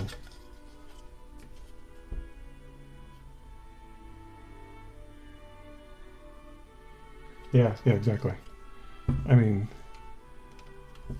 well, supposedly with the Imperial Guard, what's that commander dude on the horse? You can get out some good orders to a Shadow Sword and make it so it can be very unlikely to miss. And I mean, you really kind of need that when you put all your eggs in one basket with such big kaboom. Which there's nothing wrong with that. I always prefer shooty over melee. But melee has its place. I just like rolling left the dice. Let's see.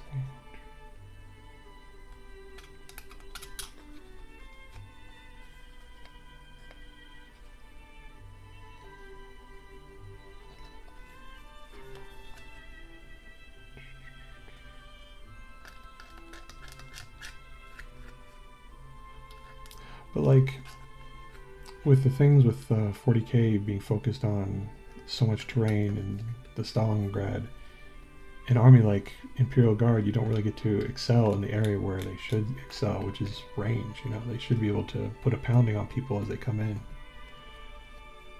more than a turn. And I heard that they nerfed artillery. Artillery is now not as anywhere near as effective. It was supposedly was not that effective, and then it became less effective.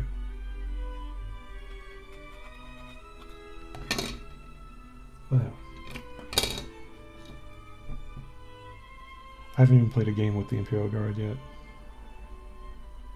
Just the Eldar.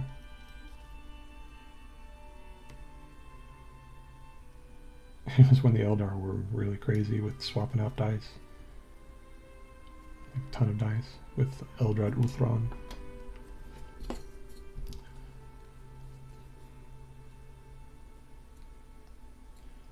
I'm more leaning into like Apocalypse rules, I think, because those seem neat. D12 gives you a lot of granularity. Or gradation, which is the right word? I don't know. Look at those big chunks, I really screwed that up. Big chunks of plastic. I recently swapped out this X-Acto blade. I need to be more careful than that.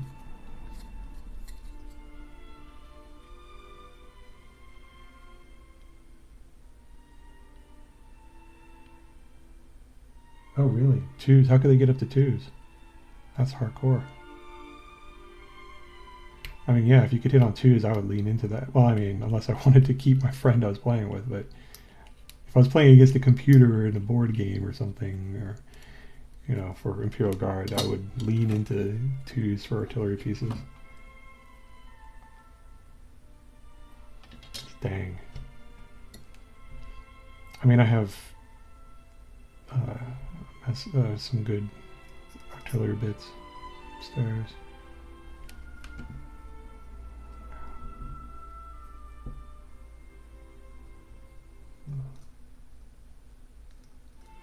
Oh, hey, we got another dude. That's nice. Thank you for stopping by.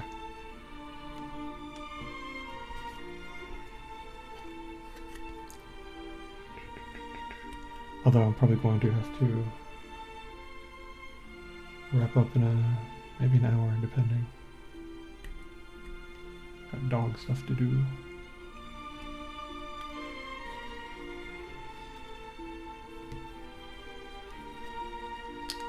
I wonder how many streams it's going to take me to get this done. I'm thinking 3, possibly 4.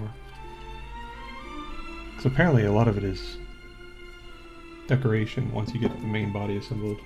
Let's say. Alright. Operation Dry Fit.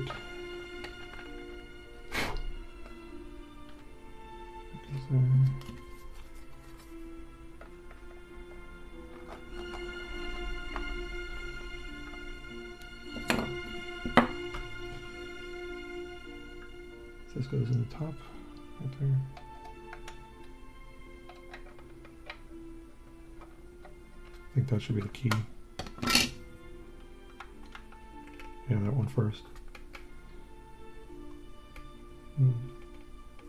Hero orders, heavy bonus, and you would end with a +1 to indirect, but +2 to hit from other sources.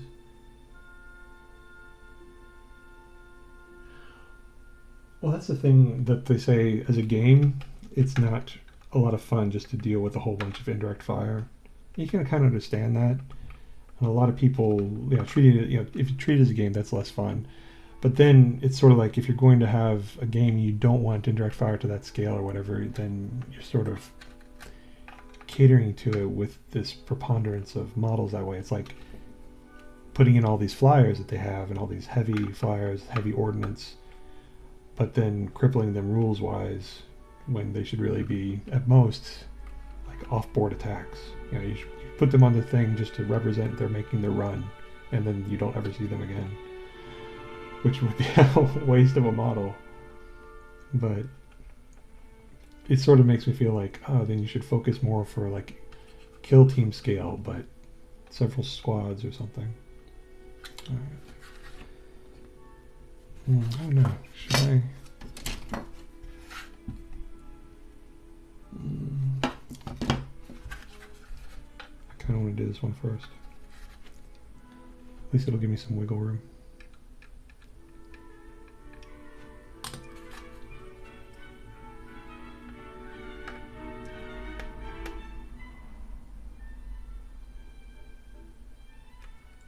Stay.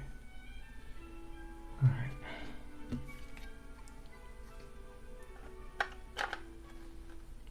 Oh, there. You know, I should have done this one first. I'm going to have to wiggle the other one into place.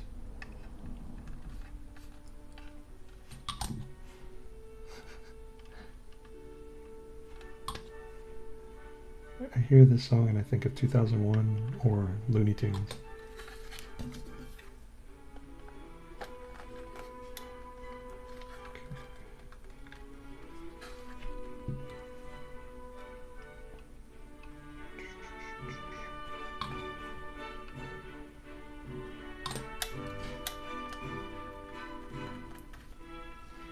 I'm going to have to hold this for a little bit.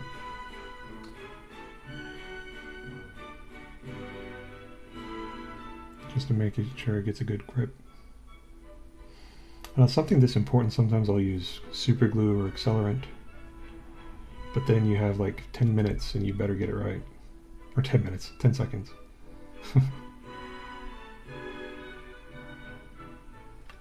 Alright, I think that's good.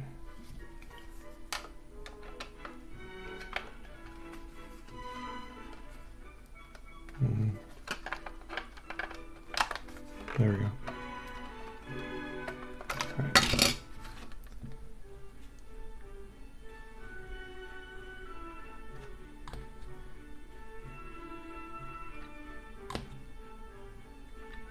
Splatter.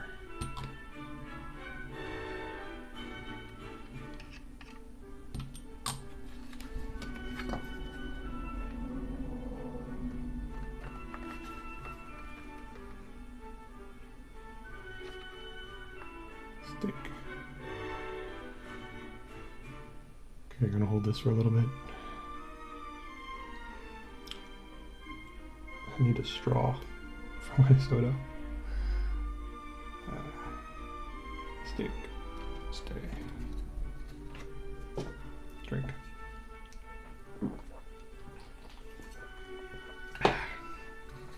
Alright. Alright, now with these here, then I need to get these. Oh, that's kind of obvious where they go. Right on those slots. Does it make a difference which way is up?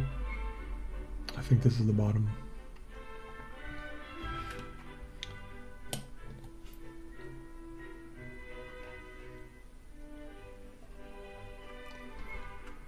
Need a better angle.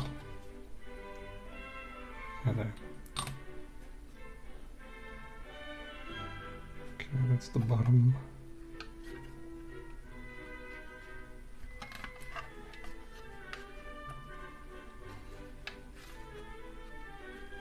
That's not good.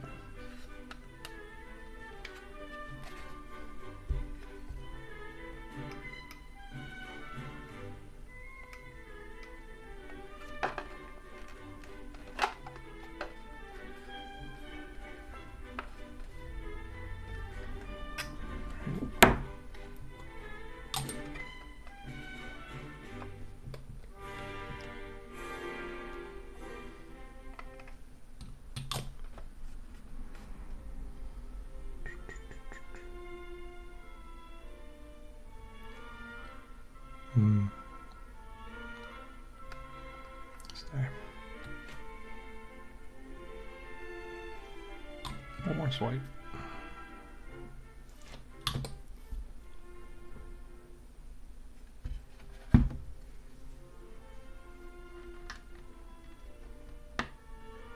There, that's a much better fit. Stay.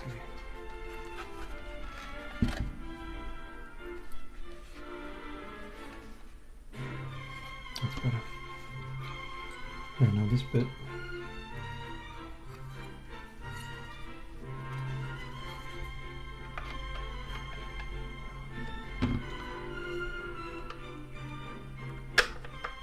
Oh, there we go.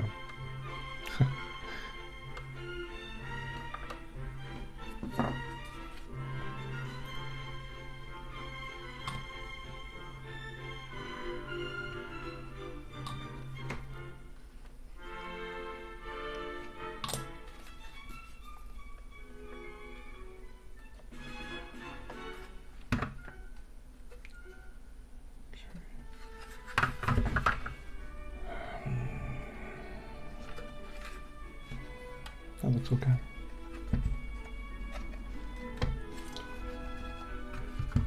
And then, oh no, that does not look okay.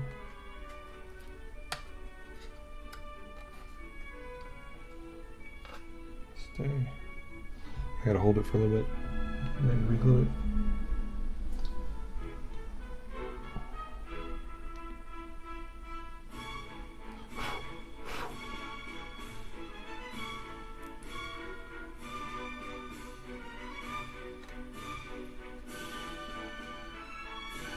It's better.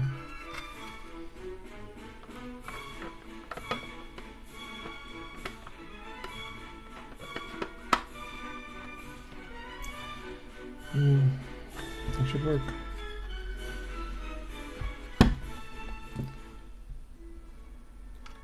Gotta get the inside connections first.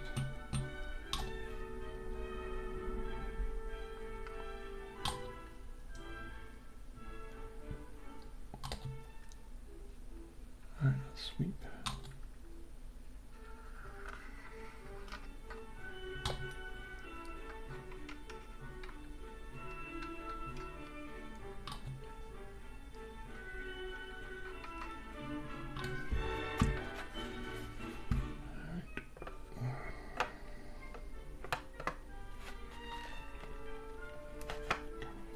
There we go.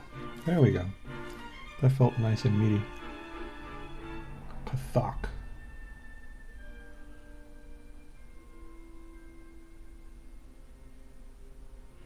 Yeah, I mean, I've heard that it's hard to get them around the table, especially when you do, you know, like a congested area. But I just really like them aesthetically. They're neat and they have a presence.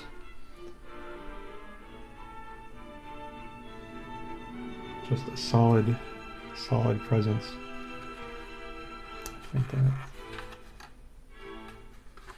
I like Rogel Dorns too, although it annoys me that they've got that missing piece in the bottom.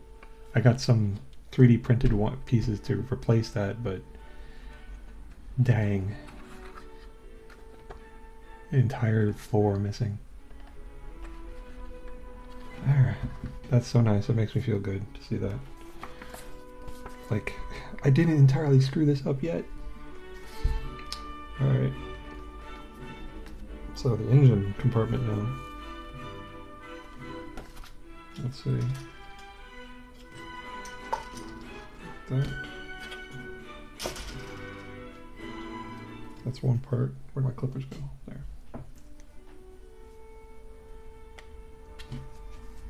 Helps if I hold them the right way.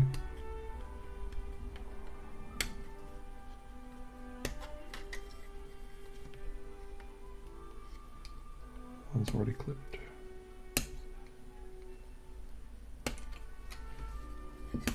Oh, that's almost that entire sprue. I'm gonna clip these off and put them aside just so I can toss this sprue.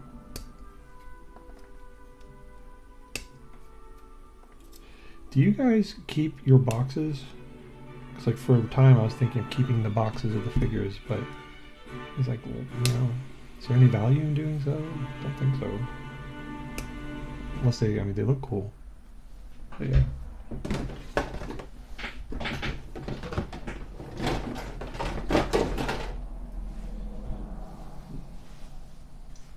So, okay, I'll put these over. Have you guys seen this piece? This little piece right here? It is a microphone that goes onto the back of the Bane blade. That is one of the coolest things, because that is from World War II. You know, you go into the back of the tank, pull up the microphone, and so you could talk to the crew on the inside without them having to unbutton. It's also a modern thing too. I think some modern tanks have it. Let's do some research. So let's see. Is that this part? I think that's this, and this. Not sure. I think so.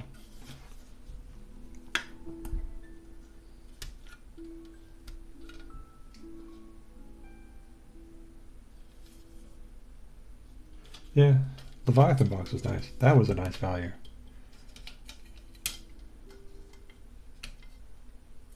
Like I wasn't interested in playing Gene Stealers or, you know, well, Tyranids, but now I sort of am.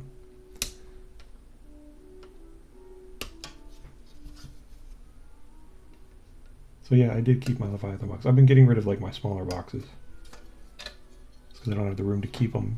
It's like I gotta store the miniatures, that's enough. And then this part here.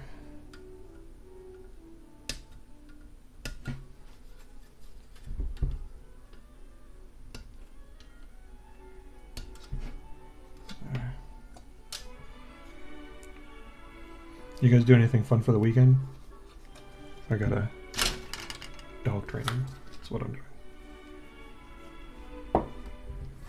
Which is fun. But nice to go to it because then I can go to restaurants I normally don't get a chance to go to. Which is kind of a small, silly thing to look forward to.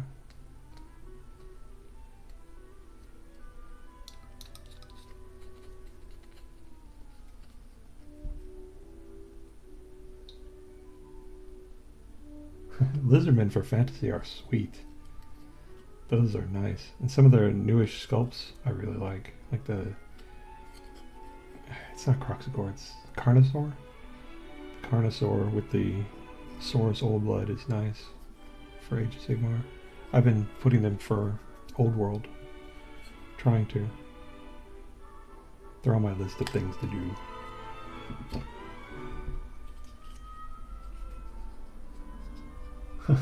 Yeah.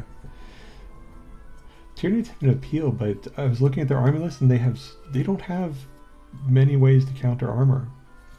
But apparently that's by design. But I don't know. But I like their figures are nice. I like the really old figures too, like old One Eye, Swarm Lord. But yeah, Leviathan is a box set where I was like, oh wow. I think that was kind of tipped me over because my nephew being into Warhammer, then looking at the box set and saying, oh wow, I could get Terminators and a ton of Marines and a whole bunch of Gene Stealers and all the rules and whatnot.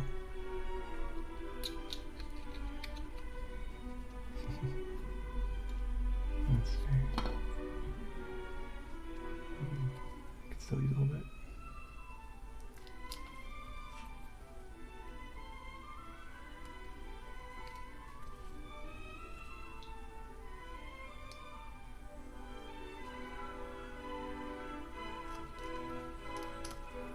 There we go.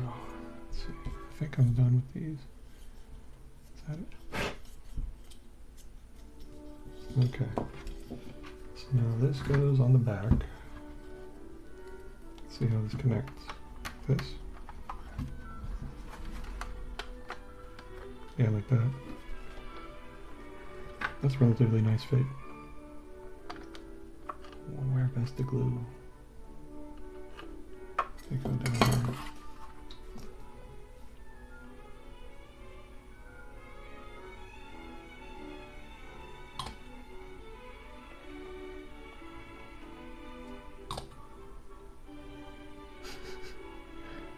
I always think Bugs Bunny. I am a child of my generation.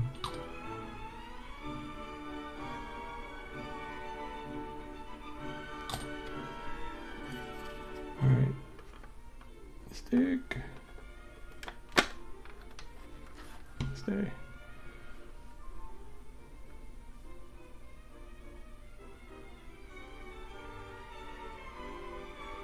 Yeah. Which one? Okay, Tranifex I know is pretty cool. Zoanthropes, are those the big brain ones? They like have the floaty brains? I'm still not totally familiar. Stay. I think that's good. Alright, days need to go together.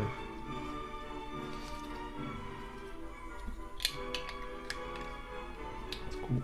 And then this.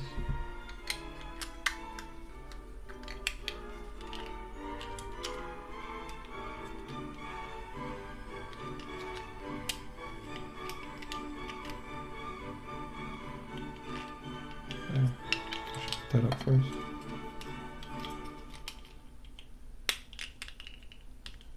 Yeah, that needs to make sure it doesn't tilt.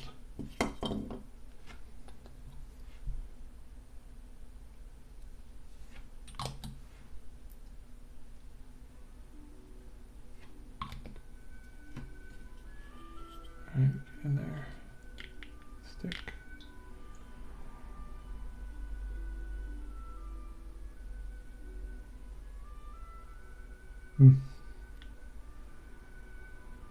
So you always like the big burly, you know, the Carnifex. And now I guess it's the Screamer Killer.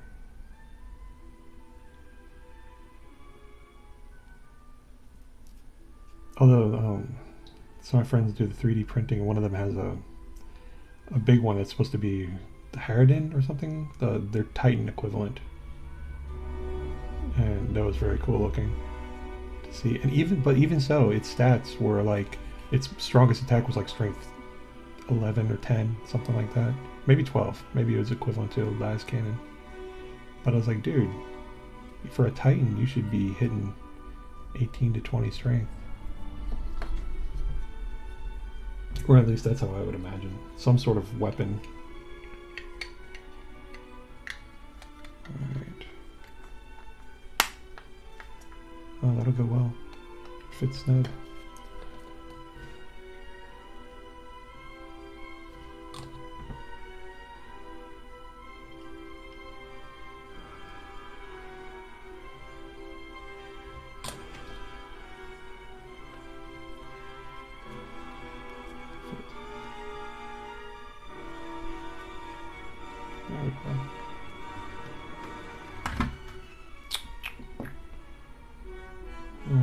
This goes in here.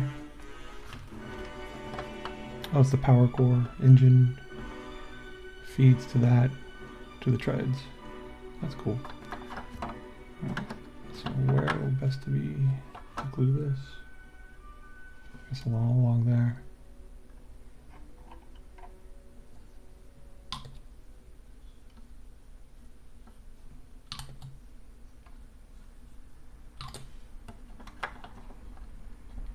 Alright.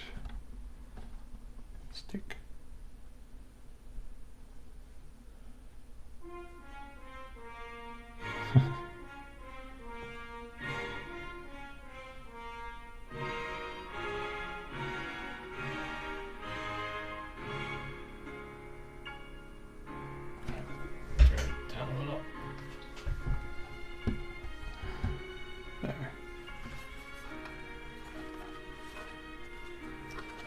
Looks okay. Not too many gaps. A little one there. A little bit of a gap there.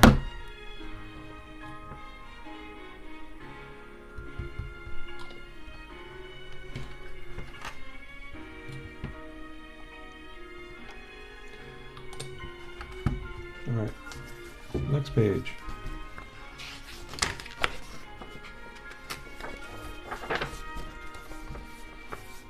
Turret.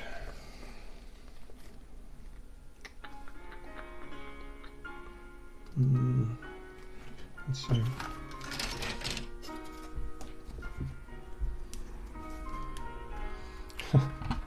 Such a big model, it's like getting in the way.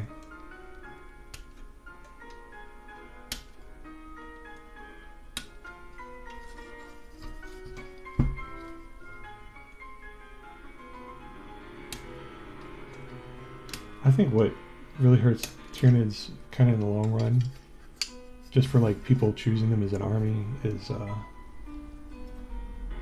they only have a handful of like character models, and so it's harder, and not really rules to make your like own character models. Like if they had a way where you could assemble different variants and things from a list of points, I think they did that at one point, then that might be fun, you know.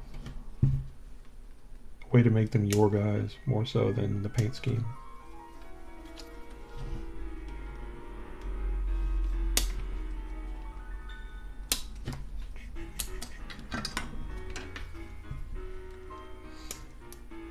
But like having characters like Old One Eye and Swarm Lord, Death Leaper, that goes a ways. But they need to have more. Let's see. Hey, where are those pieces? It's supposed to go.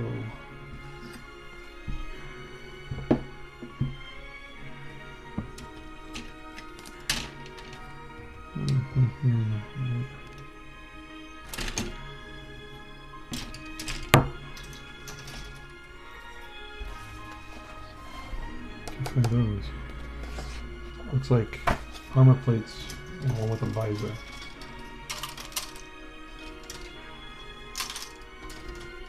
I bet right here, I bet you. Yep, right there.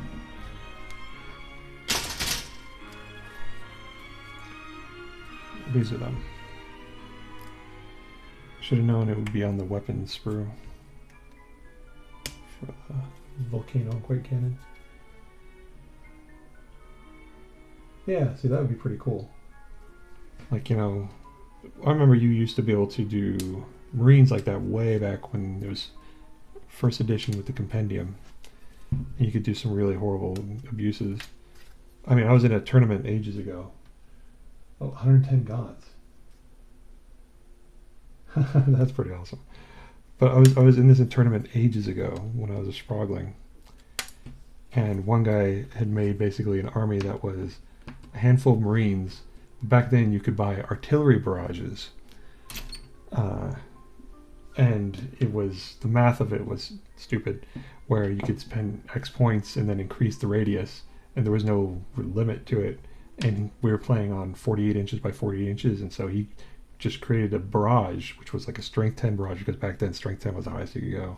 Strength 10 barrage, -6 to save, killed everything except for the one or two things that would have, possibly if they made their invulnerable saves. And then he would just boop in with his character model Marines and kill them. And it was completely legal, because back then it was the freaking Wild West. But anyway, not to ramble. I really did not intend this stream to be like, well, back in my day, it was all blah, blah, blah. But I speak from what I know. Let's see. I just gotta shave these. I think that's all I need for this go. Oh no, I need one more thing. One more thing. I need an armor plate.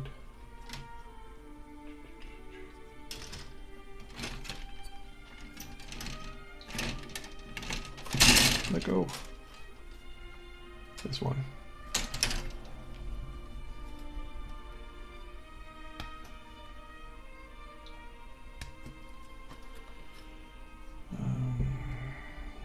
Is that a piece I need to not cut? No, that's just flash.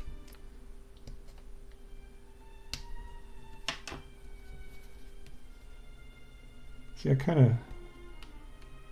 there's a part of an appeal to just having tons and tons of little guys.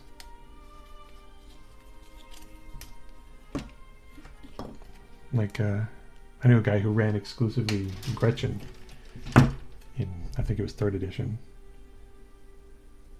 And it was hilarious. They would just die and die and die, but sometimes they would get like good rolls and kaboom people, and he'd have a few weird boys, and weird boys would still get like extra energy generated by X amount of orcish models next to them. And so all these grots would be allowing him to do these huge hits, like 3-inch explosions. It was hilarious at times, but then he would just usually get wiped pretty messily. But he was such a good sport. And sometimes he put in Mad Boys, which do they still have Mad Boys? I don't think they still have Mad Boys.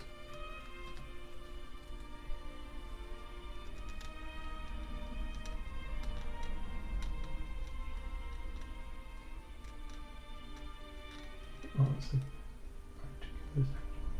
Experience players building panel city. Yeah. And yeah, you got people, demon princes and such, if they're not feared very much. When Eldar first were introduced, the Avatar had random stats.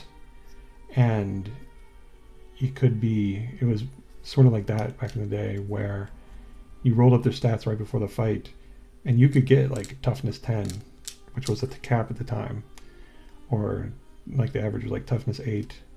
And that would basically be like game over, because there's nothing people could do, because usually the general weapon, the highest damage weapon was strength 9, and they would only get 1 or 2 shots with it. And back then you could allocate your fire however you wanted to, and so you'd be like, okay, that strength 9 model is dead. You know, the guy with the las cannon. So man, those crazy times.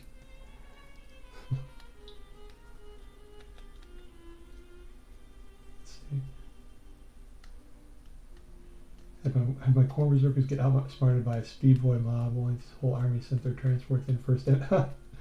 Mark of Corn charging was mandatory, so my entire army had to punch them with our power fists so hard the transport all detonated.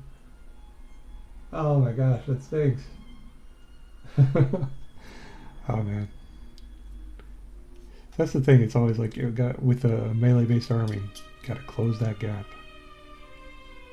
And really that's what they're doing with the different rules and things, is to make it cinematic, exciting, and fun.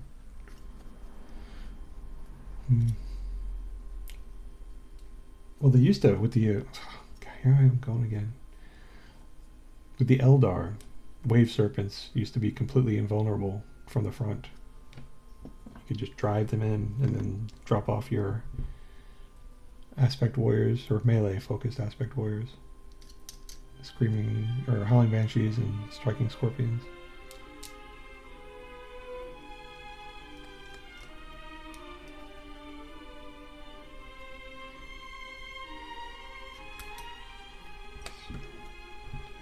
Let's get these wrapped.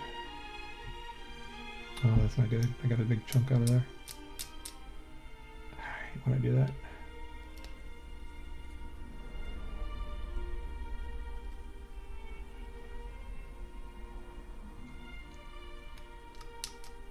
Okay, I think that's it. I'm getting overwhelmed with sprues. Yeah, it's true. Corn just wants the blood to flow and the skulls on his throne. Okay, this goes back here. That's a good fit. I have to say the engineering on these is so much nicer. It's so nice having things that actually fit, gaps that actually close. Well, most things. Last month I did a stomp on, and that was some crazy instructions.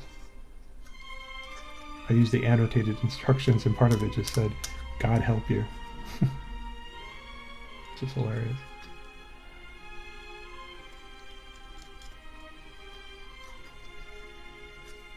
Alright, get in there.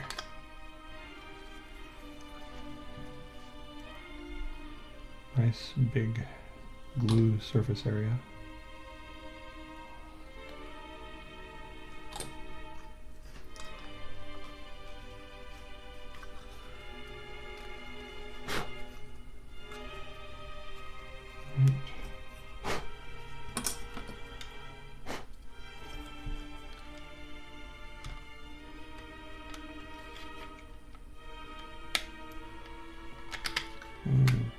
Oh, there we go. Ah, that's good.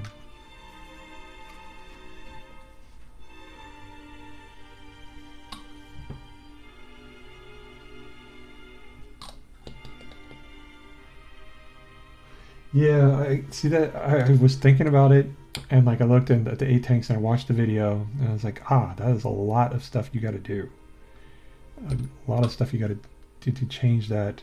And I was like looking at the things of, okay, well, if I want to just do like this chassis and to magnetize the Bane Blade, the Hell Blade, Bane Hammer, I think it's called, then it would be much less. I'd just have to manipulate the turret. And then I did that, but then I was like, you know, I'm never going to take these other two variants over a Bane Blade just because a Bane Blade is that much sweeter. Yeah, see, Shadow Sword. Shadow Sword is nice. I'm doing this Bane Sword, but I can pop in the Gidget. It'll be a Shadow Sword if I need, you know, if it needs be. But then I was also looking at the other ones. I'm going to do the infantry carrying one. I should do a dry fit of this one just to be sure. And of the variants that were available for it, I was like, oh, I'm never going to use these other two ones. But then again, maybe that's just me rationalizing, saying I just don't want to deal with the magnetizing right now. I magnetized a few other things, but maybe I'm just getting lazy in my old age.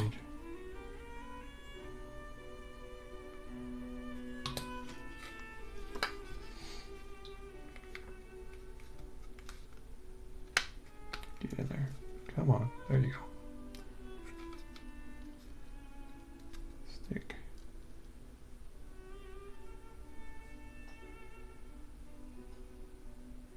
Yeah, really. Well, how much damage does it do? Is it like 24?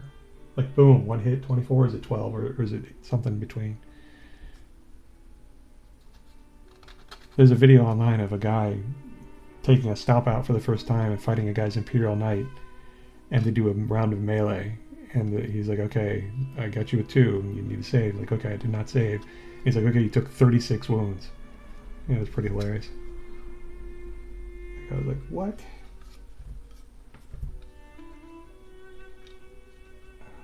That's good. And engineering, this is nice. It makes me happy.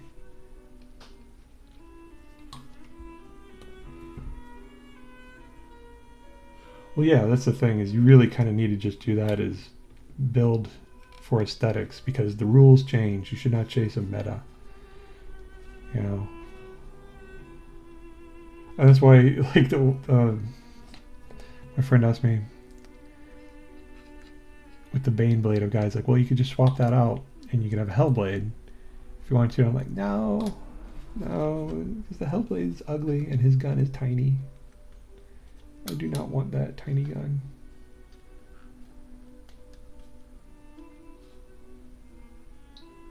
It's a nice 48 damage. Kaboom! Yeah, the Stomp has this crazy chain fist. It does a ton of damage. Let's see, okay, so that's that. And then this goes where? I think it goes... This goes there, and then this goes on top.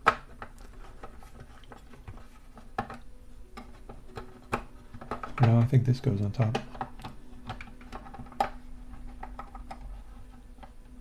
But how does that stay in there? Oh no. How does that stay in there? Because that's just going to fall in.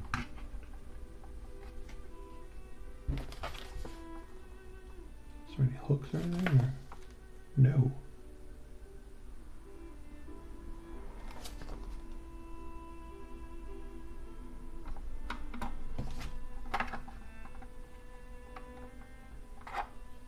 I'm going to shave it. Missed a spot.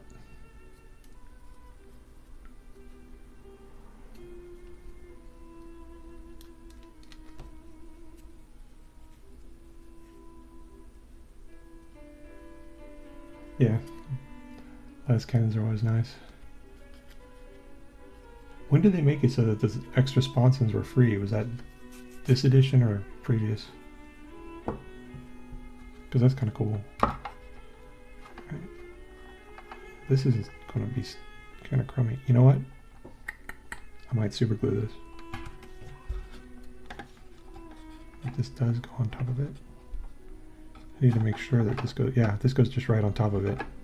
So this needs to be super glued. Super glue.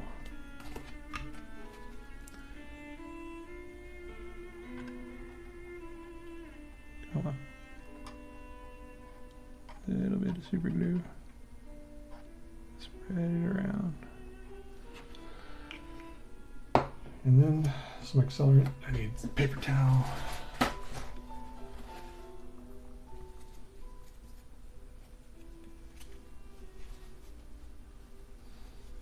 And all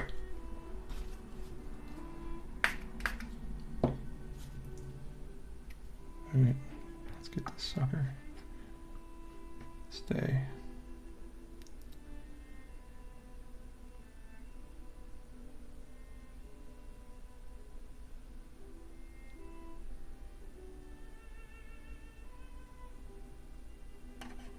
There we go. I love super glue and accelerant. It makes things so much easier sometimes. All war gear is free. Yeah, I was noticing that. I mean, it's kind of cool, but it's also like you don't have as many options.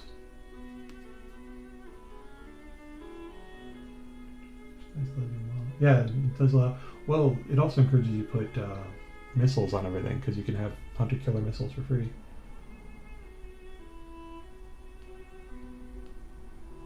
Yeah. Or you're denying yourself stuff. But I like, you know, it's for people so you don't have to worry too much about it. Then again, also, if somebody said, hey, I don't have a hunter-killer missile on my tank, Do you mind if I say I have a 100 killer missile? I would not be too miffed about it. Alright. Let's get this sucker in place. So there. We need to get that.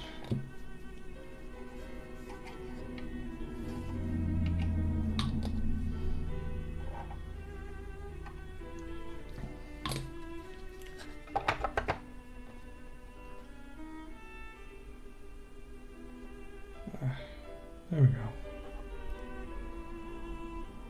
I just like having some depth and options, but I can also understand that having free gear would take some of the stress off.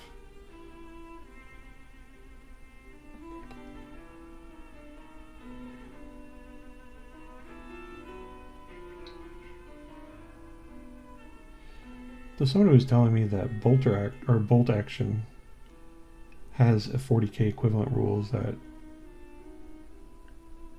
have more in-depth building, but I haven't been able to look at that yet. I think that's good. They call it bolter action. Alright. Paper towel. Alright, next. Cannon. Which,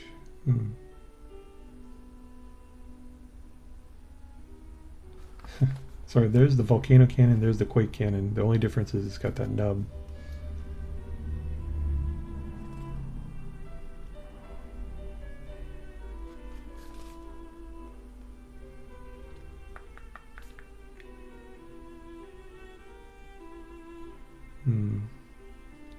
Alright, let's see. I think that's it. These three pieces. Music's getting on my nerves.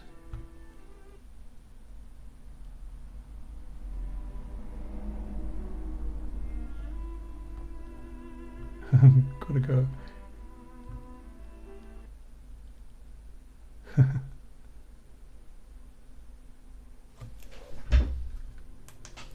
Dawn of War 2.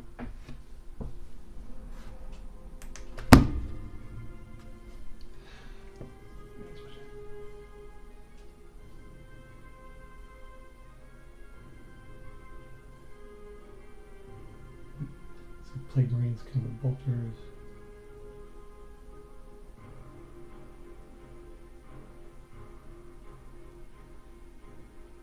Oh yeah.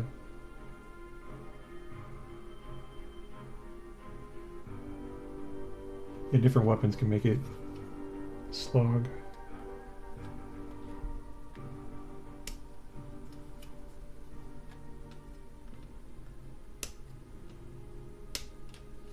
I was looking at that, I was thinking about that with the Castrican squad, because you can get a ton of different weapons. And I was like thinking, oh, if I ran 3 of these, but then this and this, and it might be optimal, but it would slow the thing down.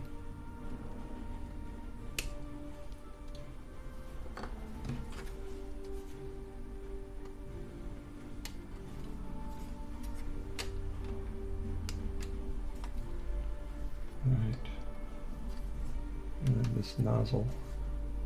I think that's the nozzle.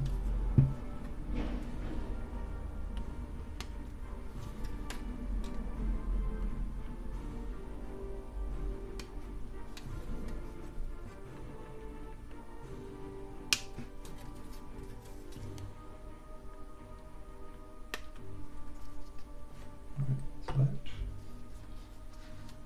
Back all up. Then we need the big barrels.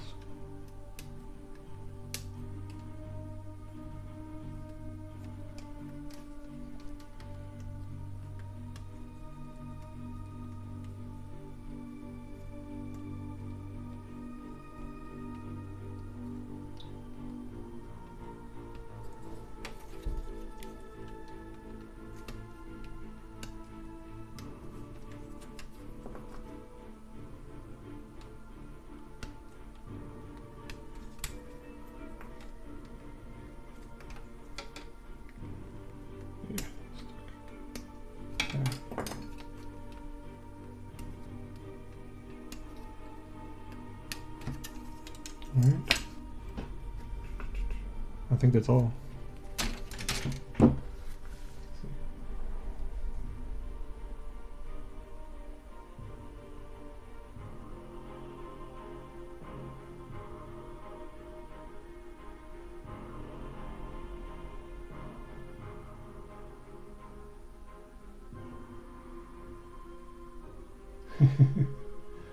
Well, the flag and the drum set is from old fantasy, and they just fight that much harder because they have it.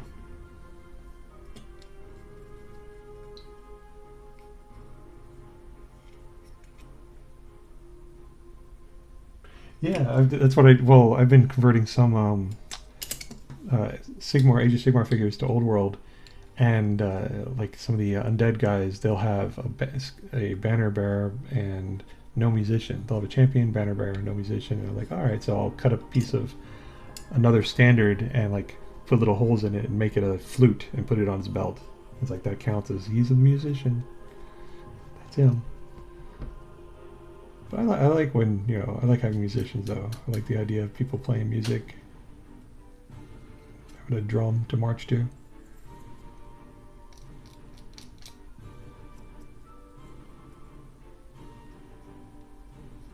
Noise Marines.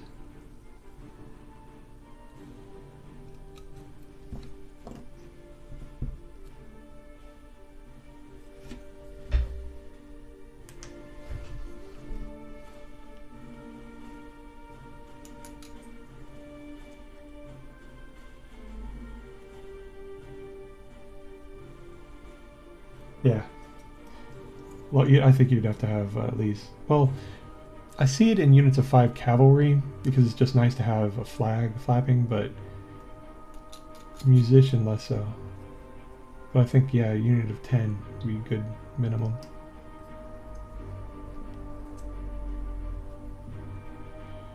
But also I like it just because it's fun to paint. I like the figure, usually.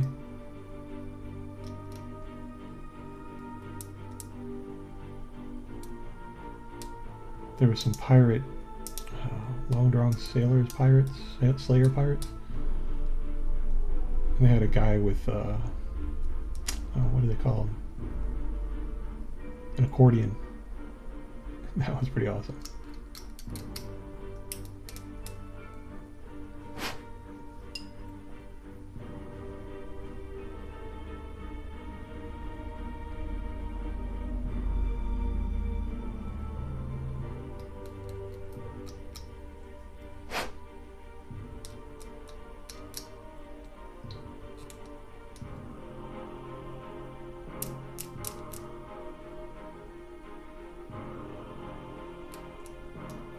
Did you guys ever play Dawn of War 2? I just like this music because as the battle would get more intense, the music would get more intense. It was the same song. And then when the Marines start chanting, that's the best. Oh, stop.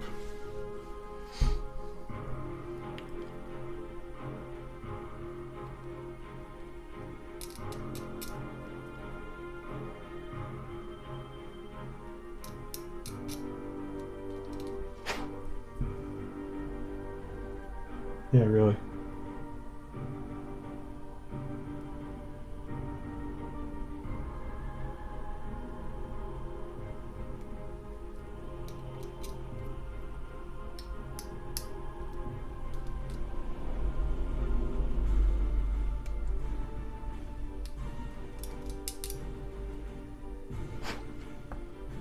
All right. Going so slow.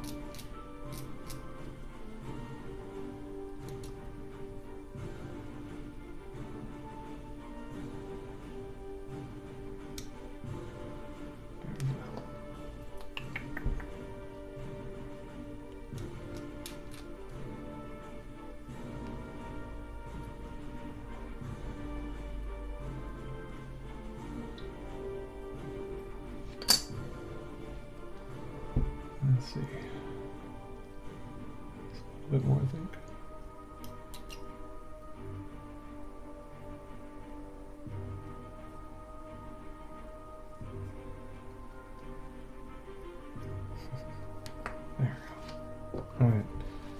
start gluing these suckers.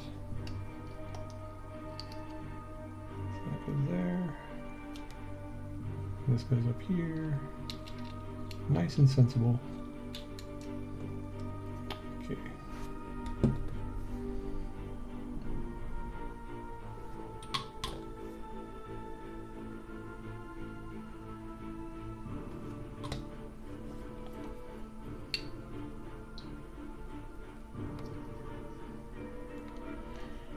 Stay.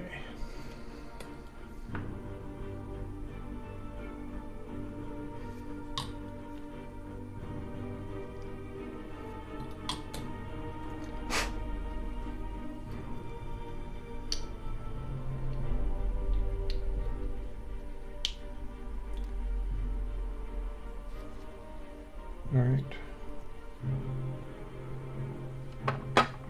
Kapow.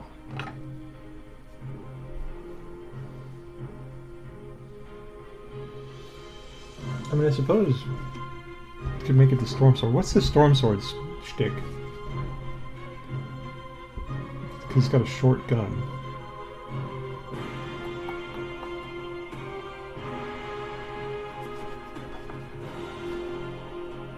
I'll look it up later.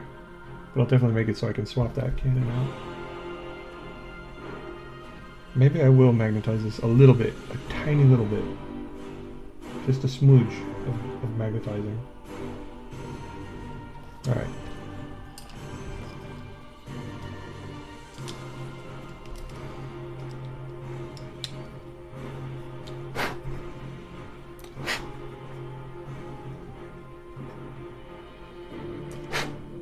Damn. I really need to clean up this desk.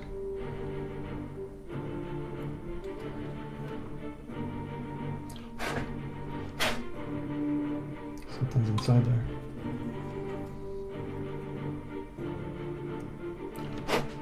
There we go.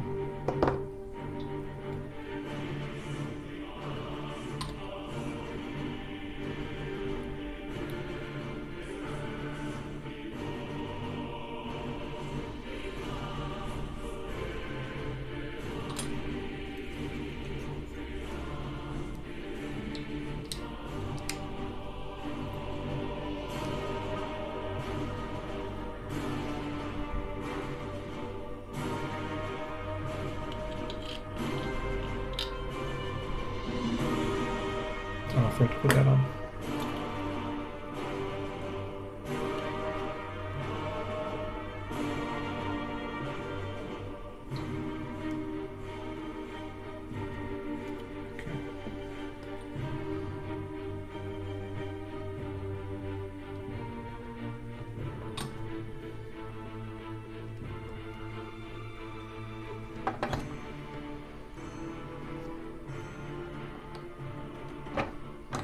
Pow.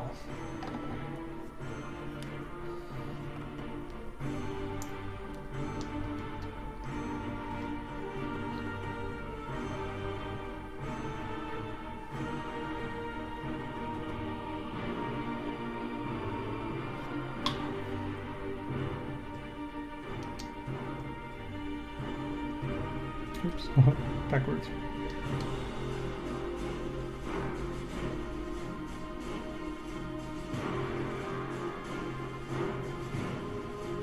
Raise first thing to 160.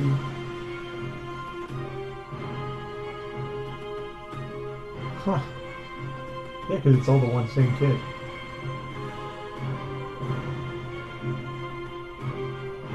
I heard about the price increases like 5% or 5.25, something like that. There. Look. Shadow Sword. Banesword. Shadow Sword.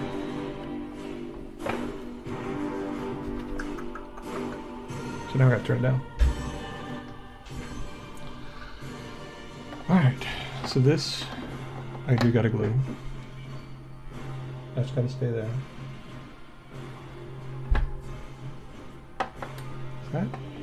That is not fully glued. I'm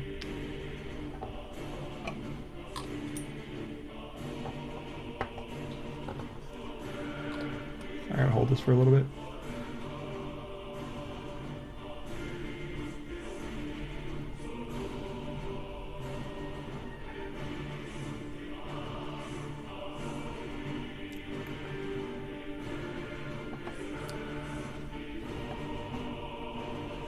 It's still not sticking. Where can I glue to get a better connect? And it's not bad entirely, but I would want a stronger connection.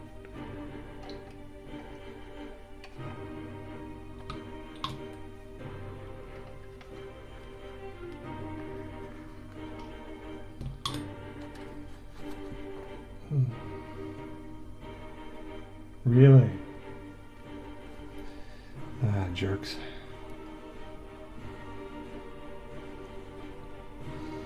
When I saw Amazon, it was still like 140, I think. Yeah, it's just so they can say, probably.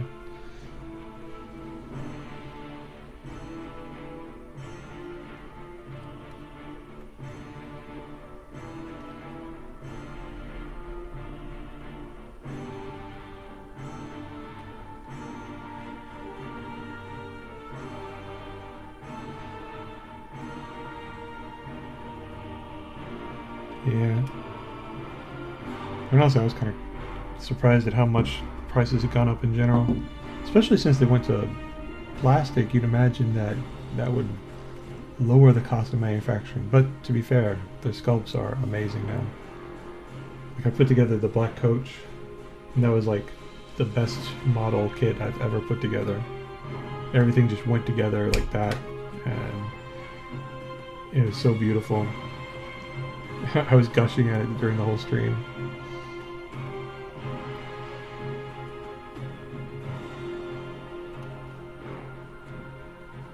But their production costs must be staggeringly low. I don't know, maybe they pay the sculptors a lot. Who knows? Okay, I think, yeah, that's much more solid now, I think. Alright, now this has to go here.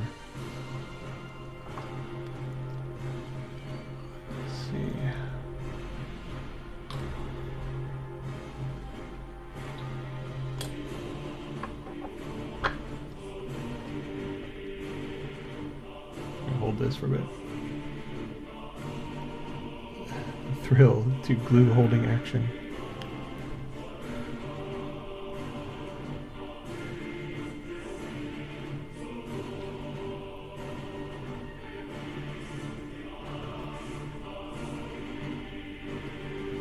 So where is, let's see, Storm Sword?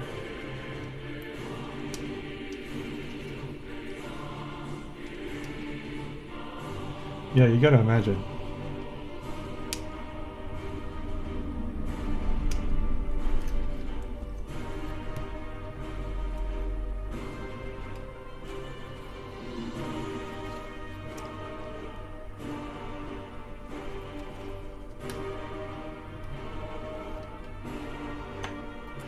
And they're weirdly like protective of it.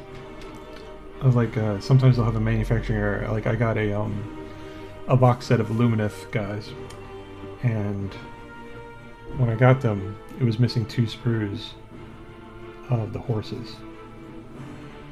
And I was like, okay, I tried to talk to their customer support, and I heard like their customer support used to be very, very good.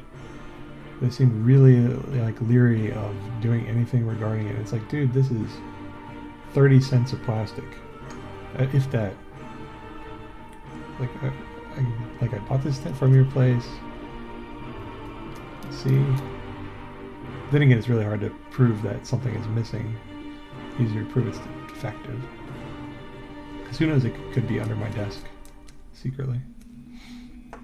Oh, that's it. What was I going to do?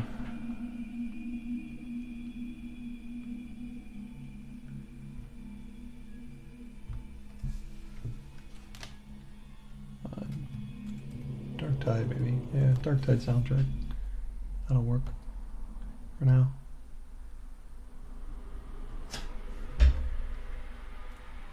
Okay.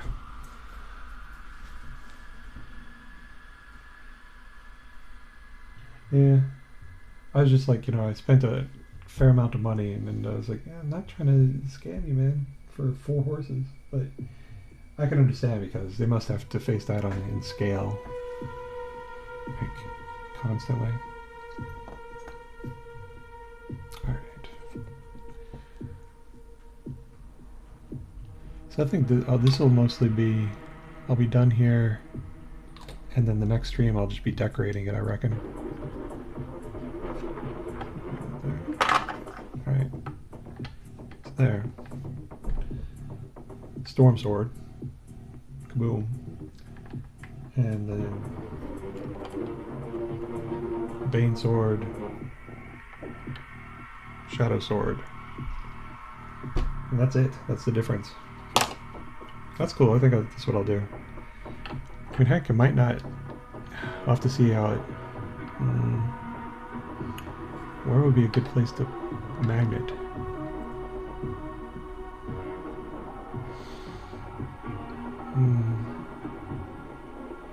I shouldn't have glued this.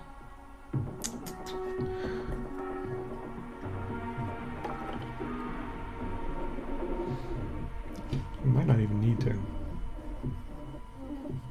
I have to protect the areas for the paint, but that's about it.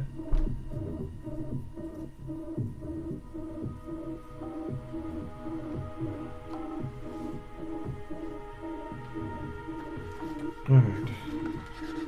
I mean, ultimately, the market endures what the market will endure.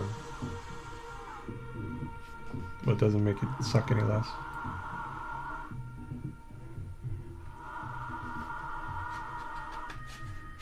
Trying to see what else I need to do here.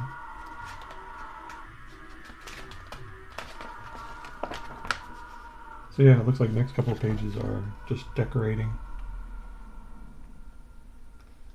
Oh, I'm putting the sponsons on. Duh.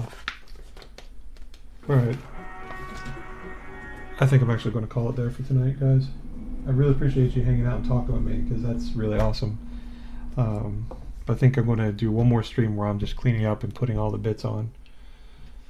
And maybe I'll give some thought as to magnetizing these cannons, which shouldn't be a big deal, but I'll have to look up and see if I even like the Storm Sword. Anyways, guys, really appreciate it. Glue or drill and a little piece of paper clip to hold things in. Oh yeah, low tech. You know, that probably could work. You guys take care, and I'll talk to you later. And come by if you see me doing stuff. I try to do it in the evenings, midnight, no, Eastern. But I'll see you guys later.